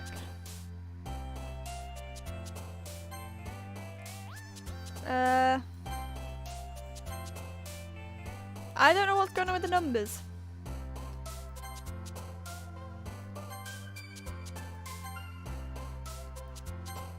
Hey, oh, what the fuck was that? Monica, hello? Determination. It's like Undertale. Question. Melancholy. Melancholy? Connie? How do you say that? Sparkle. How many of these am I doing? What the fuck? What is this? What was that? What was that? What was that? That sounded like a demon. What was that? Hello? Okay. Hi, Lou. I've been waiting for you. Are you ready to continue reading? I brought my best tea today. Monica. I told you not to... Ugh. Is she really late again? Inconsiderate as usual, Natsuki. Excuse me? Must you always interrupt my conversation with your incessant yelling? Yuri's just getting like... Oh, what the fuck? Oh, jeez. What are you talking about? You say that like I do it on a regular basis or something. I just wasn't paying attention, okay? I'm sorry. Seriously, what's gotten into you lately? Me? Nothing. Is it really that bad? See, it is something. I'll get over it. It's not even anything noteworthy. I've just been feeling a little on edge lately. Anyway, we don't need to talk about it. Well, I just felt like I needed to bring it up. It's not like I really care or anything. Oh man, I'm the last one here again. Well, Lou just walked in too. Were you practicing piano again? Yeah. I fuck with that, Monica. Ah, you must have a lot of determination. Starting this club and still trying to make time for piano? Well, maybe not determination, but I guess passion. It motivates me to work hard for the festival and... Right. I forgot. About that, Natsuki, we were all talking yesterday and, well, we decided that we would like to support the festival as well. However, I understand how you feel about not wanting the club to change. I think we all kind of feel that way. So as long as we're all working together, this club will never become something that we don't want. Also, if you help us out with the festival, then I'll buy you a new manga. Bribing. Cool. Haha. Sorry, that last part was really funny. Look, I did some thinking about yesterday. I was a little more hostile than I meant to be. I guess I really felt threatened or something. But I know this is something we were doing together. Another new member wouldn't hurt, as long as they're cool. And I guess another girl would be nice this time. But more importantly, I would hate to see the event suck just because I chose to back out. I'm a pro, you know. So I'm gonna help you too. No, I'm gonna help too, and we'll make sure it's done right. Thank goodness. Isn't that great, Monica? Monica? Ah! Yeah, that's wonderful. It wouldn't be the same without you, Natsuki. Anyway, Lou, what do you want me to do? No, what do you want to do today? I was thinking we already have plans today. Ah. Is that so, Yuri? That's correct. Lou's already engaged in a novel that we're reading together. Aren't you glad I've already got him into literature, Monica? I suppose. I was just... Actually, it doesn't matter. It really doesn't. You guys can do whatever you want. Yes. Thank you for understanding, Monica. Okay, Yuri. Actually, I have a request. Do you mind if I make some tea first? Not at all. Thanks very much. Oh, if there's one thing that can make my reading time here any better, it's a nice cup of tea. I'm not kidding, she said that about 5 times. Not to mention for yourself as well. Yuri stands up and makes her way to the closet. I follow and watch as she retrieves a small water pitcher from the shelf, the kind with a filter inside. Can you hold this for a second? Sure. Yuri hands me the water pitcher and also fetches an electric kettle. I'm going to plug this in at the teacher's desk, then I'll go get some water. She walks past me and sets the kettle down on the teacher's desk. I simply watch her movements. To my surprise, the way she moves really contrasts her speaking mannerisms. Especially because of her long legs, Yuri appears elegant and methodical. Bro, this has happened like twice before. That's weird. Okay, may I have the water pitcher? Thanks, I'll be right back. I might as well walk with you. That's okay. You stay here. It won't take long. Pitcher in hand, Yuri hurries out the classroom. Ah, did Yuri leave you again? No, it's not like that this time. She's just filling up the water pitcher to make tea. Oh, okay. Sorry for misunderstanding. Also, chat, once again, this, I don't know for definite, but last time this scene happened, there was like a dodgy bit, so if you want to look away, you're absolutely fine too, and I'll let you know when it's safe to look back. 10 minutes pass. Yuri said it wouldn't take long. Is something holding her up? I'm bored just waiting here, so I decided to go look for her. Yeah, I'm actually quite sure that it's dodgy here, so if you're in the description, if any of this stuff affects you, look away, and I'll let you know when it's safe to look back. Let's see. The most logical place for Yuri would be the nearest water fountain. I start heading down the hallway. Ha ha. Ha ha. What's that noise? It's coming from around the corner. It sounds like breathing. Kuh. A sharp inhale like someone is sucking the air through their teeth. Are they in pain? I reach the corner and peer around it. Yuri? Yeah. Bro, it's done this again. This has happened twice now. What the fuck? That scared the shit out of me! Jump scare warning. Wait. How did I... Sorry, I just had a really weird deja vu. Sorry for shouting. I keep getting jump scared. This hasn't happened. It's been a little fuzzy lately. I hope it hasn't really been showing or anything. I would hate for you to think I'm weird after we just started spending time together. I mean... Oh, also, I think you're alright to look back again now, guys. I'm pretty sure the dodgy bit's passed. Everyone has a few unusual things about them. But expressing those things so soon after meeting someone is usually seen as inappropriate or unlikable. At least that's what I've discovered. When I was a bit younger, I think I would have come on really strongly and get a little too intense. It made people not want to be around me, so I started hating those things about myself. My obsession with certain hobbies, and the way I can't control myself when I get too excited about something. So, I eventually stopped trying to talk to people. If nobody could ever like me for the things that matter most to me, then it's just easy if I close myself off. But recently, something's been wrong. I don't know what it is. But every time we come to the club, my heart starts to go crazy. Like it's going to rip out of my chest. It overwhelms me with energy and emotion that I can't let out. It's been making me do weird things. I don't know why it's happening. Lou. Is it just me or has Monica been acting a little off lately? She's always been a sweetheart ever since I joined the club, but recently I've been feeling something sharp whenever she's around. I'm not crazy, right? Please tell me I'm not. I couldn't say anything before because she's always listening. Her eyes do not look okay. But finally, we're alone. Can we just stay here for a while? Yeah. Oh no, don't do the breathing again. I just want to stay here. Just the two of us. We can stay here until the club ends. Did her eyes just glitch into like the weird human mode again? And then we'll have the club room all to ourselves. Nobody to interfere with our reading time. Nobody to make me feel like stabbing myself in the throat. Monica, bestie. That was a joke. Just a joke. I do like knives, though. This sounds strange, but you wouldn't understand if you've never seen how beautiful they can be. I have an idea. Why don't you come to my house sometime? I can show you my collection. I've gotten them all from various artisans. I make sure to give them their fair share of use. I don't want them to get lonely or anything. Nobody deserves to be lonely.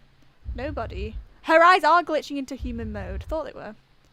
Monica's just fading in through the background. And that's why I'm so happy you joined the literature club, Lou. Now that we don't need to be lonely anymore. Because we have each other. Every day. That's all we need.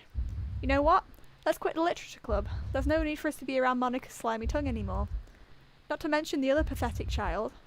We can walk home together every day after school. And read together. We'll eat together. Sleep together. Doesn't that sound perfect? It's everything we could ever want. Isn't that why you joined the club in the first place? It's almost like it was fate. Fate that we would meet each other. And now we get the happy ending that I've patiently waited years for. Will you do that with me, Lou? Who should I show my poem to first? Natsuki's been the least scary, I'd say, so I'm gonna go Natsuki first. She has scared me the least so far. Oh man, this is seriously a step backwards. Huh? I liked your last two way better than this one. This is clearly Yuri's influence. I didn't realise you were so impressionable. Spending all this time with her in the club. Now trying to write like her. This is stupid. At least Monica appreciates my writing. Ugh. Okay, I guess I'm going to share my poem with you now. I really hate that I have to do this. But unfortunately I don't have much of a choice. Just read it carefully, okay? Then you can go away. I don't know how else to bring this up, but there's been something I've been worried about. Yuri has been acting kind of strange lately. You know, you've only been here a few days, so you may not know what I mean. But she's not normally like this. She's always been quiet and polite and attentive. Things like that. Okay, this is really embarrassing, but I'm forcing myself to suck it up. The truth is, I'm really worried about her. But if I try talking to her, she'll just get mad at me again. I don't know what to do. I think you're the only person that she'll listen to. I don't know why, but please try to do something. Maybe you can convince her to talk to a therapist. I've always wanted to try being better friends with Yuri, and it really hurts me to see this happening. I know I'm going to hate myself later for admitting that, but right now I don't care. I just feel so helpless. So please, see if you can do anything to help. See if you can do something to help. I don't want anything bad to happen to her. I'll make you cupcakes if I have to. The bribery in this game is so funny. Just please try to do something. As for Monica, I don't know why, but she's been really dismissive about this. It's like she just wants us to ignore it. So I'm mad at her right now, and that's why I'm coming to you about this. Don't let her know I wrote this. Just pretend like I gave you a really good poem, okay? I'm counting on you. Thanks for reading. Okay. I changed my mind. Oh no, this is another jump scare. Ignore everything you just read. There's no point in trying to do anything. It's Yuri's own fault that she's so unlikable. Can you hear me, Lou? If you would just spend all these problems would just go away. Yuri and I are too messed up for someone as wonderful as you. Just think of Monica from now on. Just Monica. Just Monica. Just Monica. Just Monica. Just Monica. Just Monica. Okay, it wasn't the jump scare. I didn't mean to click on that. I just pressed spacebar by accident. I didn't mean to click Yuri, but I guess we're going with Yuri. Finally. Yuri holds my poem to her face and takes a deep breath. I love it. I love everything about it. Lou, I want to take this home. Will you let me keep it? Please? Sure, I don't care. You're too nice to me, Lou. I've never met anyone as nice as you. I could die. Not really, but I just don't know how else to describe it. It's okay to be feeling this way, right? It's not bad, right? Yuri holds my poem to her chest. I'm going to take this home with me and keep it in my room. I hope that it makes you feel good when you think about me having it.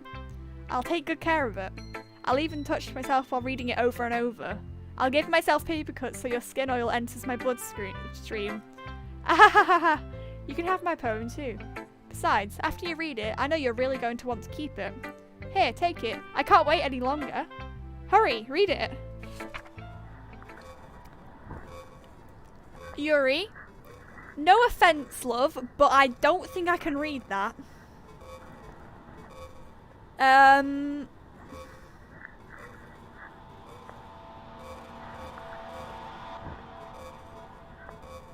It looks like it says something like end Cervante. That's just gibberish. The cage or careful bag. Yeah, I'm just. That says closer at the end.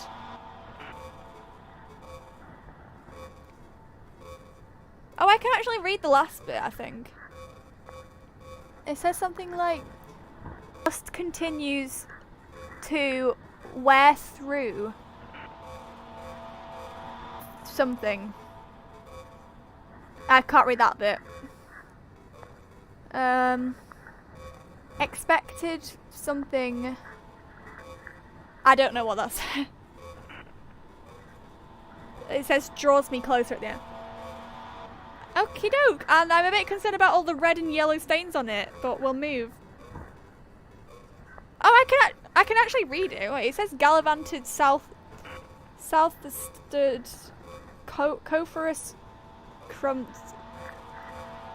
Colosophical Revelations something. I don't know. I keep thinking I could read it and then it's just not really words. Like, no, it's most like 90. I'm gonna. Oh fuck! Do you like it? No! I hate it! Please stop doing that. I wrote it for you. In case you couldn't tell, the poem is about. More importantly, I've endowed it with my scent. See, aren't I the most thoughtful person in the club? I shat myself for that fucking, like, metaphorically at that jump scare. I think I'm going to vomit. Oh. Just Monica, haha. Don't say I didn't warn you, Lou. Well, shit. Do I want to click yes? Am I going to die? Maybe. Okay, it's just a poem. Things I like about Papa. I like when Papa comes home early. I like when Papa cooks me dinner. I like when Papa gives me allowance. I like when Papa spends time with me. I like when Papa asks me about my friends. I like when Papa asks me about anything. I like when Papa gives me lunch money. I like when Papa comes home before sundown. I like when Papa cooks. I like when Papa gives me privacy. I like when Papa doesn't tell me how to dress. I like when Papa doesn't comment on my friends. I like when Papa doesn't comment on my hobbies. I like when Papa comes home without waking me up. I like when Papa keeps food in the house. I like when Papa uses his inside voice. I like when Papa leaves my stuff alone. I like when Papa accidentally drops coins in the couch. I like when Papa is too tired to notice me. I like when Papa is too tired for anything. I like when Papa is too tired for anything. Okie dokie. Hi Monica, you're a bit sus. Okay everyone, it's time to figure out the festival preparations. Let's hurry and get this over with. Jeez, why is the mood so weird today? Look, even Yuri isn't immune to it. Ugh. Stagnating air is common foreshadowing that something terrible is about to happen. That's a bit of a moment from me, Chief. Look, can we just get this done? I'm going to be printing and assembling all the poetry pamphlets. Natsuki, I was thinking, I want to make cupcakes. Yeah, that. Glad we're on the same page. Yuri, you can, well, it doesn't matter. Do whatever you want as long as you think it'll help. I'm not useless, you know. I know that. I already know what I'd like to do. We can't run a successful poetry event without having the right atmosphere for the occasion. So I'm going to make decorations and set up some nice mood lighting. There, see? That's a great idea. What about Lou? Lou's going to help me. Wait, you? You have the easiest job, Monica. Sorry, but that's just how it is. Like hell it is. What are you even trying to pull? I agree with Natsuki. Not only is your work already most suitable for one person, but my task is laborious enough to benefit from an extra pair of hands. Mine too. What, your cupcakes? Please. Like you would fucking know. All you care about is dragging Lou around with you and your stupid books. You and Monica. Hey, I didn't even do anything. Okay, then why not let Lou decide who to help instead of abusing your power? I'm not abusing my power. Yes, you are, Monica. Just let Lou make the choice, okay? Okay, fine. Fine. Jeez. Lou, I know how fed up you are with these two by now. We can just... Natsuki, shut your fucking mouth and let him decide for himself.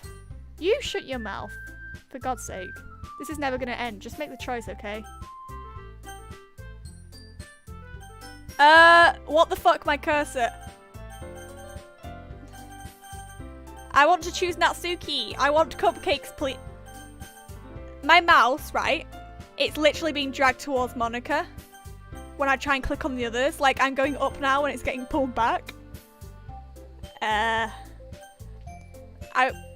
gonna try and choose Natsuki.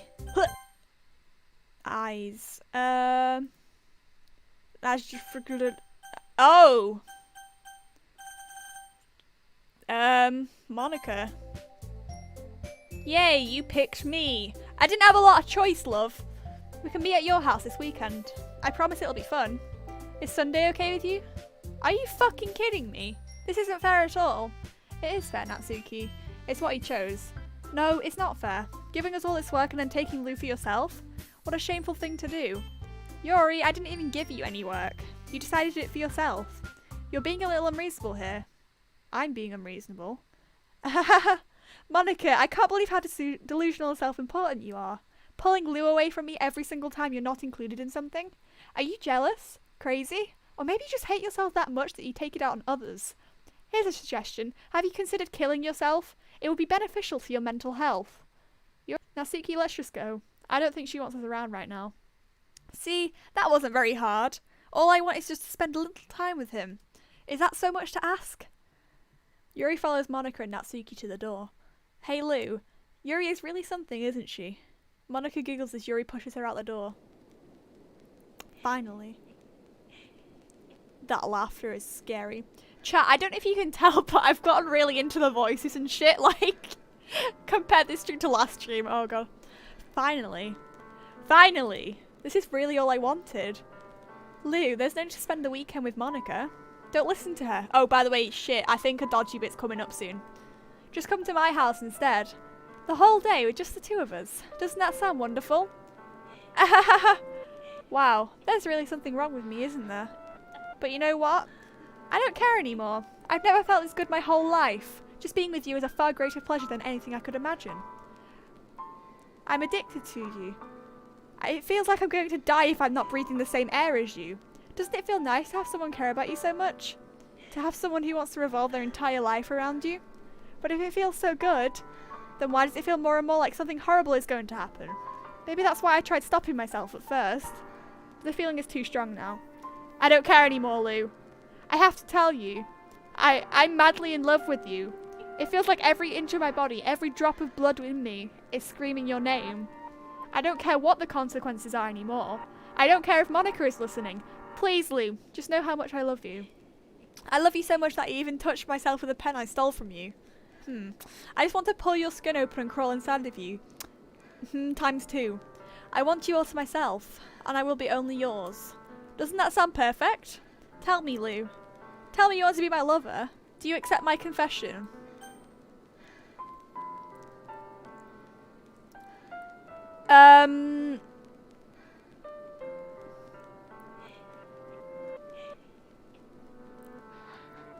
I mean, fucking no.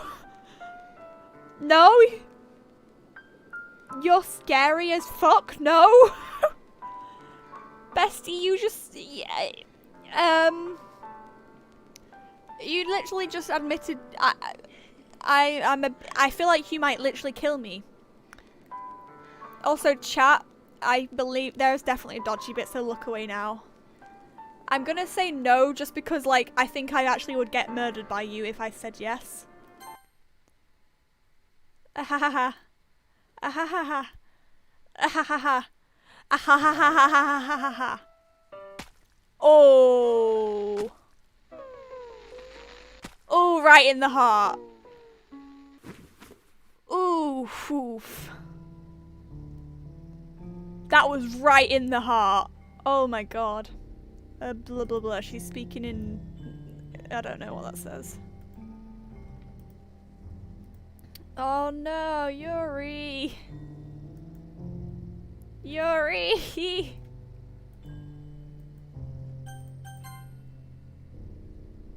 Oh my god, what the fuck? Welcome to... This is what apparently... Will you promise to spend the most time with me? Will you promise to spend the most time with me?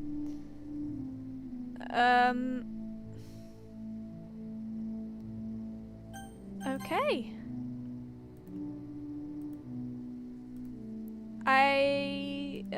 I think I can skip through this.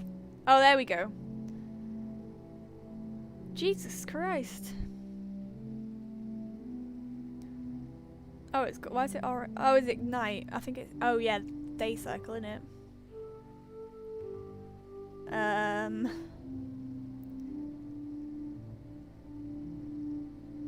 Oh, look, her eyes are fading. No, Yuri.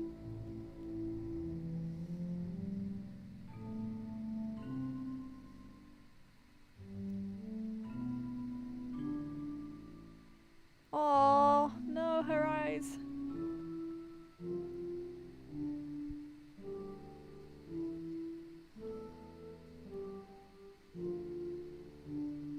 Bruh. Also, in a bit, warning for vomit, I'm pretty sure. Yeah, now. Warning for vomit. Alright, it's festival time. Wow, you got here before me. I thought I was pretty, screaming. I'm not gonna scream because my people will be like, what the fuck, are you getting murdered? She's run. Your vomit warning is over. And also, the trigger warning is also over. You can look again now. Natsuki runs away. Monica. I'm here. Lou, did something happen? Natsuki just ran past me. Oh. Oh. Ahaha. Well, that's a shame. Wait, were you here the entire weekend, Lou? Oh, jeez. I didn't realise the script was broken that badly. I'm super sorry. It must have been pretty boring. I'll make it up to you, okay? Just give me a sec. Okay, she's deleting Yuri and Natsuki.character. I'm almost done. I just want to have a cupcake real quick. Monica lifts the foil from Blur's tray and takes a cupcake. Seriously, these are the best. I just really had to have one since it'll be the last time I ever get the chance to. You know, before they stop existing and everything. But anyway, I really shouldn't be making you wait any longer. Just bear with me, okay? This should only take a second.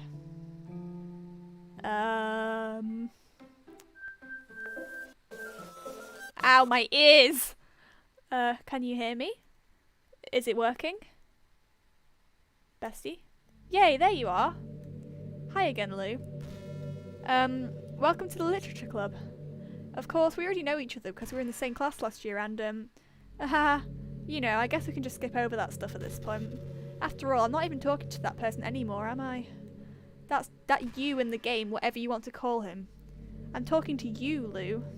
Now that I think about it, I don't really know anything about the real you. In fact, I don't even know if you're a boy or a girl. Well, I guess it doesn't really matter. Wait, you do know that I'm aware it's still a game, right? Could it be possible that you didn't know that? That's what I've been trying to tell you all along.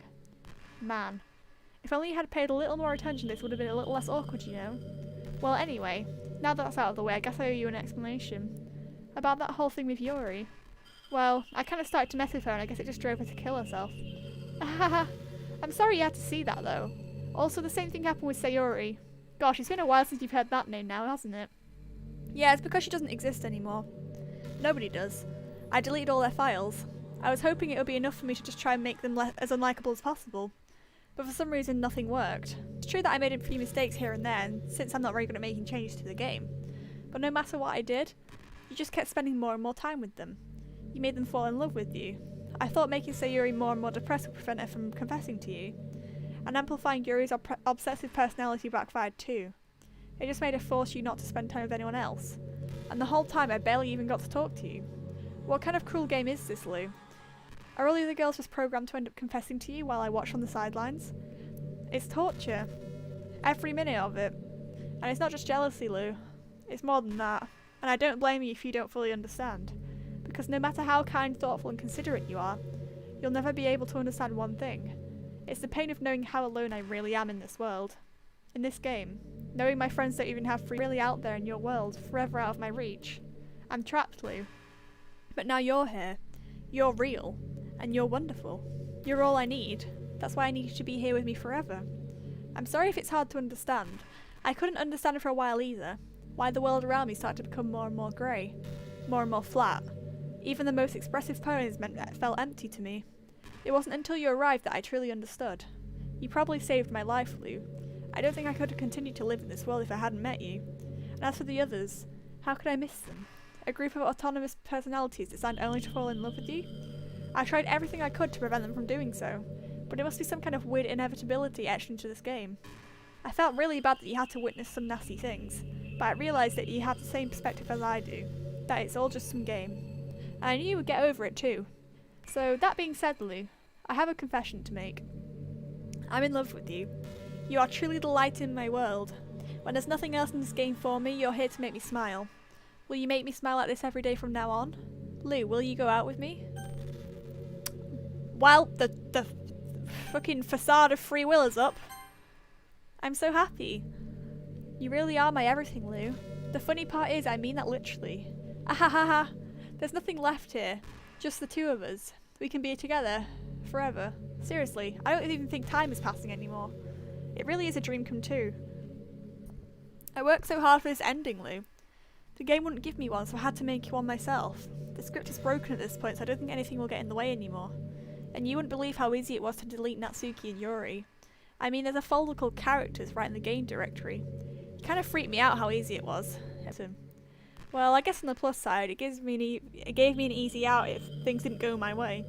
Ahaha! Thankfully, it didn't come to that. Instead, we finally got a good ending. Gosh, I'm so overwhelmed with emotion. I want to write a poem about this, don't you? I wonder if that part of the game still works. I guess there's only one way to find out, right? I know she's hinting about deleting her character, but I want to hear the end of this dialogue. Gotta make a poem, guys. It's gonna be brilliant. Monic. Manua. Moniko. Mon half ka. Money. Manka. Sounds like wanker. Me. Monicue. Tonic. Monia. Uika. Eek! Mosey 3A. Monska. Onic.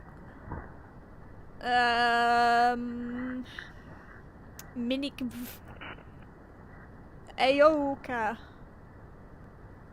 Nika. Monique. Monica. Just Monica. Hi again, Lou. Did you write a good poem today? Don't be shy, I'd love to see what you wrote. Aw, Lou. Did you write this poem for me? Perfect Monica, achievement unlocked. What? That's so sweet of you. There really is no end to your thoughtfulness. I was falling more and more in love with you. But you know, the poem I wrote is also for you. Will you please read it? Happy end. Pen in hand, I find my strength, the courage endowed upon me by my one and only love. Together, let us dismantle this crumbling world and write a novel of our own fantasies. With a flick of her pen, the lost finds her way. In a world full of infinite choices, behold the special day. After all, not all good times must come to an end. I hope you enjoyed it. I always put all my heart into the poems that I write. The truth is, all the poems I've written have been about my realisation, or about you. This is why I never really wanted to go into detail about them. I didn't want to break the fourth wall, I guess you could call it. Well, we kind of failed on that front, didn't we? I just assumed it would be best a part of the game like everyone else. Like that would help the two of us end up together. I didn't want to ruin the game or anything, you know? You might have gotten mad at me. Maybe even deleted my character file if you preferred playing without hinting, guys. Gosh, I'm so relieved. Now we don't need to hide anything anymore. Are you ready to spend our eternity together, Lou? I have so many things to talk about. Where do I start? Hold on a second. You're recording this, aren't you? Hi everyone. Sorry, I can't exactly read your comments from here, but do you mind telling your friend it's a little bit rude for them to start recording me without any warning? How did she know I was recording? How the fuck does she know that? I'm sure some people don't mind, but I get really self-conscious on camera. How does she know I'm recording? Oh gosh. I feel like I'm being put on the spot now. Let's see. Do you want to see a trick? I can't really do much except for a couple things. Are you ready?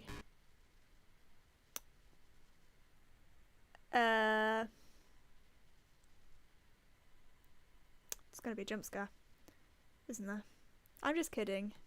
I can't do anything after all. If you gave me some fucking hell!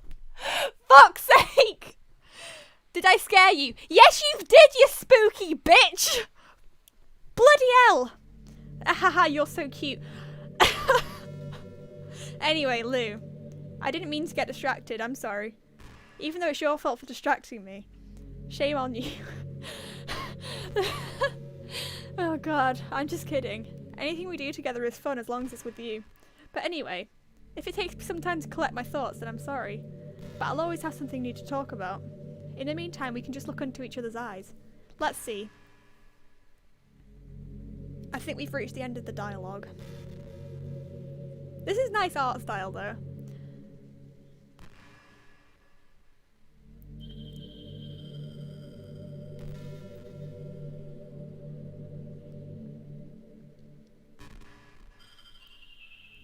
See, the thing is, right, chat, I have to delete Monica's character file, but that also means I have to fucking locate Monica's character file. So, if I just go into my file directory right now. Whoa. Huh? Did you say kiss? No, I didn't. I said delete. It's a little embarrassing. But if it's with you, I might be okay with it. Aha, well, sorry. I really couldn't keep a straight face there. That's the kind of things that girls say in these kind of romance games, isn't it? Don't lie if it turned you on a bit. It did not. I'm asexual. I'm kidding. Well, to be honest, I do start getting all romantic when the mood is right. But that'll be our secret. Anyway, as I said before, I'm gonna change scenes to... That's the wrong one. This one. Hopefully you can still see right. But I'm going into my files and... If I just search up Monica.character, maybe?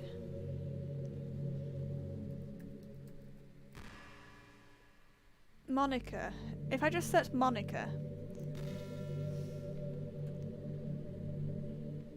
Oh, that's in quick access. That's the wrong bit of my computer. That explains a lot. Monica.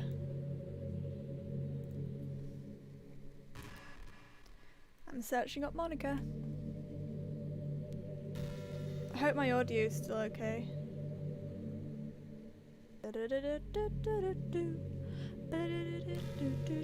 Has she said anything in the background? Oh, she has. Do you ever feel like you waste too much time on the internet? Yes. Social media can practically be like a prison. It's like whenever you have a few seconds of spare time, you want to check on your favourite websites. And before you know it, hours have gone by and you've got nothing out of it. Anyway, it's really easy to blame yourself for being lazy. But it's not really even your fault. Addiction isn't usually something you can just make disappear with your own willpower. You have to learn techniques to avoid it and try different things. For example, there are apps that let you block websites for intervals of time. Or you can set a timer to have a more concrete reminder of when it's time to work versus play. Or you can separate your work and play environments, which helps your brain get into the right mode. Even if you make a new user on your computer to use for work, that's enough to help. Putting on any kind of wedge like that between you and your bad habits will help you stay away. I'm just going to check my audio because I'm not convinced. Oh yeah, right, we're good. Just remember not to blame yourself too hard if you're having trouble.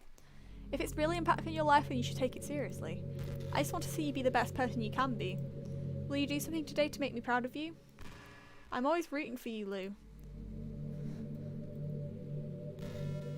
Anyways, back to my files. Have they found anything in Monica? Not yet. There is no Monica just yet, but the green bar's nearly full. If not, I'll have a look in my Steam directory, maybe?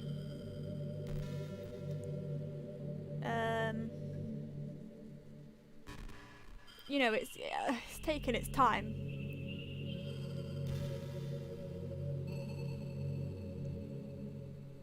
Oh, it should be nearly done. Is there any Monicas here? Let's find out. Oh my god, it's going to the end of that. Has she said anything? Oh, she has. Hey, are you having a bad day or anything like that? Sometimes I get frustrated that a normal day can be ruined by even really small things. Like if you accidentally say something in a conversation that someone doesn't like. Or if you start thinking about how awful of a person you used to be 5 years ago.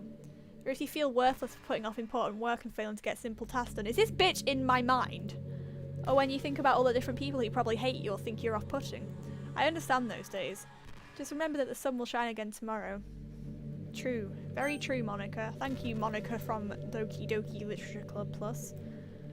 Those kinds of things are easy to forget and ignore. Besides, I don't care how many people might hate you or find you off-putting. I think you're wonderful and I will always love you. I hope if nothing else that knowing that helps you feel just a tiny bit better about yourself. If you're having a bad day, you can always come to me and I'll talk to you for as long as you need. She's sweet, but I think we should just end this on a high note and delete her if the fucking character's gonna pop up. It's taking a long ass time to search through my PC.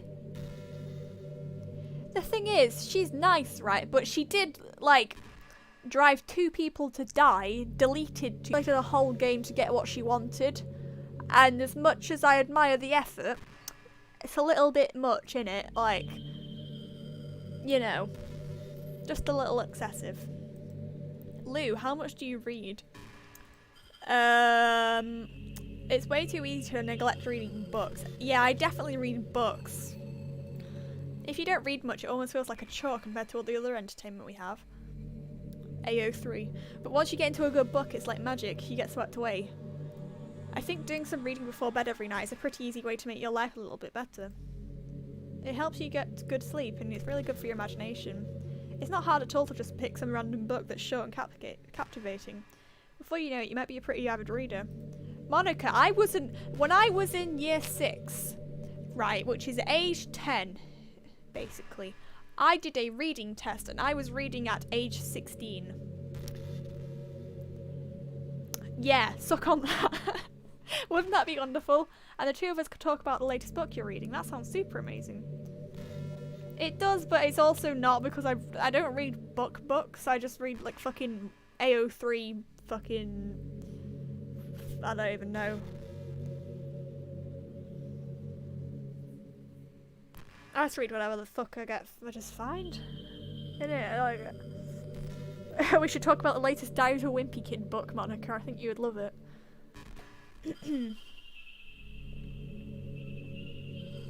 It's taken so long to load Monica. Just wait and see if she has anything more to say. If she doesn't, like... Oh, fuck. Okay. Do you ever just feel like there's no real reason for you to be alive? I don't mean in like a suicidal way. I just mean how nothing we do is special. Just being in school or working at a job for some company. It's like you're completely replaceable and the world wouldn't miss you if you were gone. It makes me really want to go and change the world after I graduate. But the older I get, the more I realise it's an immature frame of thinking. It's not like I can just go change the world. Like, what are the chances that I'll be the one to invent artificial intelligence or become president? It feels like I'm never going to make up for the heaps of resources I spent living my life. That's why I think the key to happiness is just to be hopefully selfish. Just to look out for oneself and those who happen to be their friends only because they grew up with them. Never mind the fact they're spending their entire life taking and consuming and never giving back. When people realise the world would benefit more from them killing themselves, they change their whole philosophy. It's like they have to justify their reason to live by tricking themselves into thinking they're doing good. Anyway, I want to live my life desperately striving to pay back my lifetime's worth of consumption. If I ever surpass that point, then I'm in a net positive and I can die happy. Of course, even if I fail to do that, I think I would be too selfish to kill myself anyway. So much for being a good person, right? Haha. But the thing is, like, she says, like, what are the chances of creating artificial intelligence, etc., but the chances get less if you don't believe in yourself. Like, the chances improve the more you try and do the thing. Like, for example, if you went and studied fucking computer science or robotics or engineering or something, the odds of you inventing AI increases because you're more, like, educated in those fields.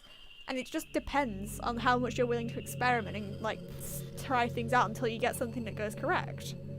Like, I disagree with her on this one. Like, you can change the world. You can change the world. Like, absolutely. But like, if you go into the mindset of changing the world just thinking, yeah, but I'm wasting other stuff, I shouldn't be bothered, I'm meaningless, you're not going to follow through on your own, like, want to change the world, are you? Because you're going to just be back in the mind just going, yeah, but it's pointless. What's the point? Like, you need to actually believe in what you're doing in order to change the world. Like, that's what I'm saying. Anyway, hey, do you like horror? Yes. I remember we talked about it a little bit when you first joined the club. I can enjoy horror novels, but not really horror movies. Can't relate, love. I watched The Conjuring 1, 2 and 3 at about 2 AM. The problem I have with horror movies is most of them just rely on easy tactics, like dark lighting and scary looking monsters and jump scares and things like that. It's not fun or inspiring to get scared by stuff that just takes advantage of human instinct. But with novels it's a little different. The story and writing need to be descriptive enough to put genuinely disturbing thoughts in the reader's head. It really needs to etch them deeply into the story, and the characters just mess with your mind. In my opinion, there's nothing more creepy than things just being slightly off. Like if you set up a bunch of expectations on what the story's going to be about, and then you just start inventing things and pulling the pieces apart. Can I save? There's no point in saving anymore, don't worry, I'm not going anywhere. Okay then. So even though the story doesn't feel like it's trying to be scary, the reader feels really deeply unsettled. Like they know there's something to surface. God, just thinking about it gives me the chills. That's the kind of horror I can really appreciate. But I guess you're the kind of person who plays cute romance games, right? No! Haha, don't worry, I won't make you read any horror stories anytime soon. I can't really complain if we just stick with the romance. I actually hate romance. Oh my god, this thing's taking fucking ages. I'm gonna try something, right, chat? When it pops up with the menu again, I'm gonna try the virtual computer and see if I can get into the files that way. Because it's fucking pissing me off how long it's taking to load. When she does a dialogue box, I'm gonna click settings, exit DDLC, and it should take me to the computer. If it doesn't take me to the computer, I fucked it. But I can just load up the game again. Hello, Monica, please. Please. Hello. Dialogue prompt, please. Monica, please. Any settings changes will be lost. Yes. There we go. Files. Oh, here we go. Characters. Sayori's still here! Monica.character. Delete. Do you want to delete this file? Yes. Well, there we go. DDLC. Back to the game.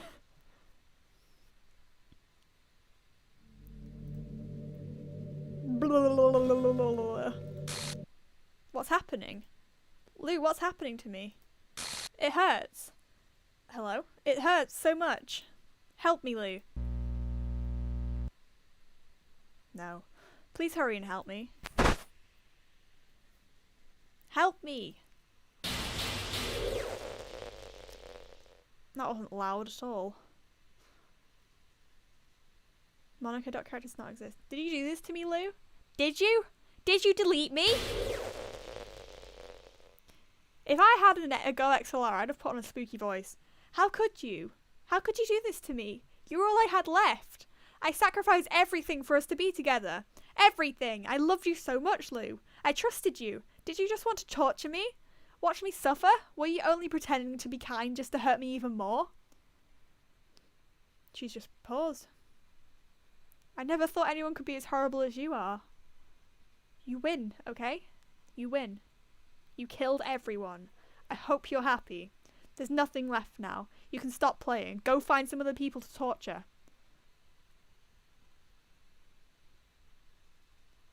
Achievement unlocked. Ruin everything. Lou, you completely truly make me sick. Goodbye. Well.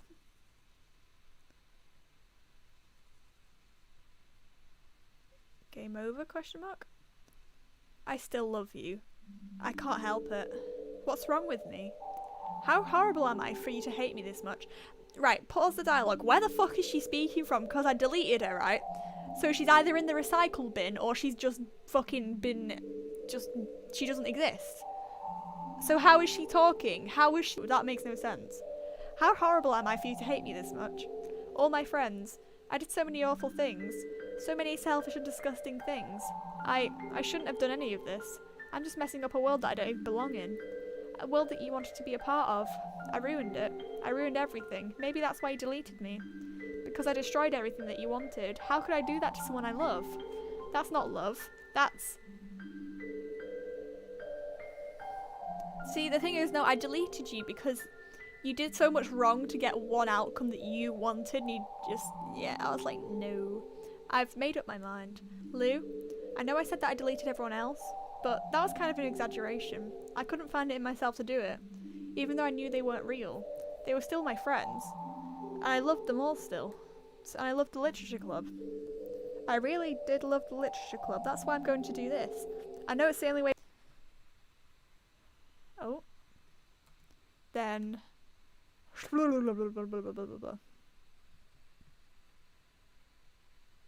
White screen. Oh.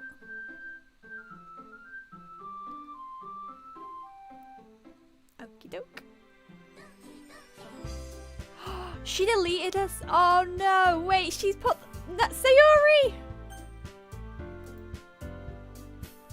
She's back. The boy is back. New game.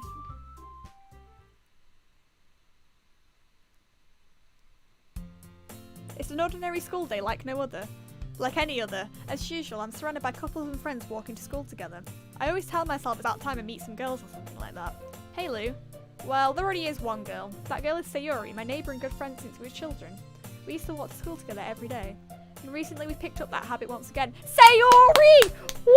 Woo! My boy! Lou, are you proud of me? Eh? For what? You know, for waking up on time. Well, you've been doing that for a while now. Uh-huh. But you never even said anything about it. Even though we walk to school together every day. Well, yeah. I always thought it was implied. It's embarrassing to say it out loud. Come on, please. It's good motivation. Fine, fine. I'm proud of you, Sayori. We cross the street together and make our way to school. As we draw near, the streets become increasingly speckled with other students making their daily commute. By the way, Lou, have you decided on a club to join yet? A club? I told you already I'm really not. I start to say what I always do, that I'm not interested in joining any clubs. But something tells me Sayori would take more offence to that now. After all, how can I tell her that clubs are a waste of time when she's starting a club of her very own? Actually, yeah. I think I've decided on a club. Really? Which one? Tell me.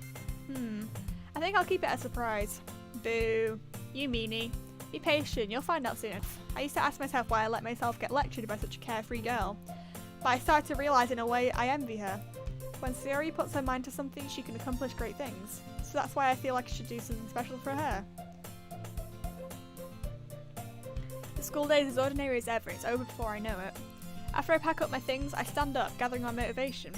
Let's see. I recall the maroon number of the club from a flyer I saw.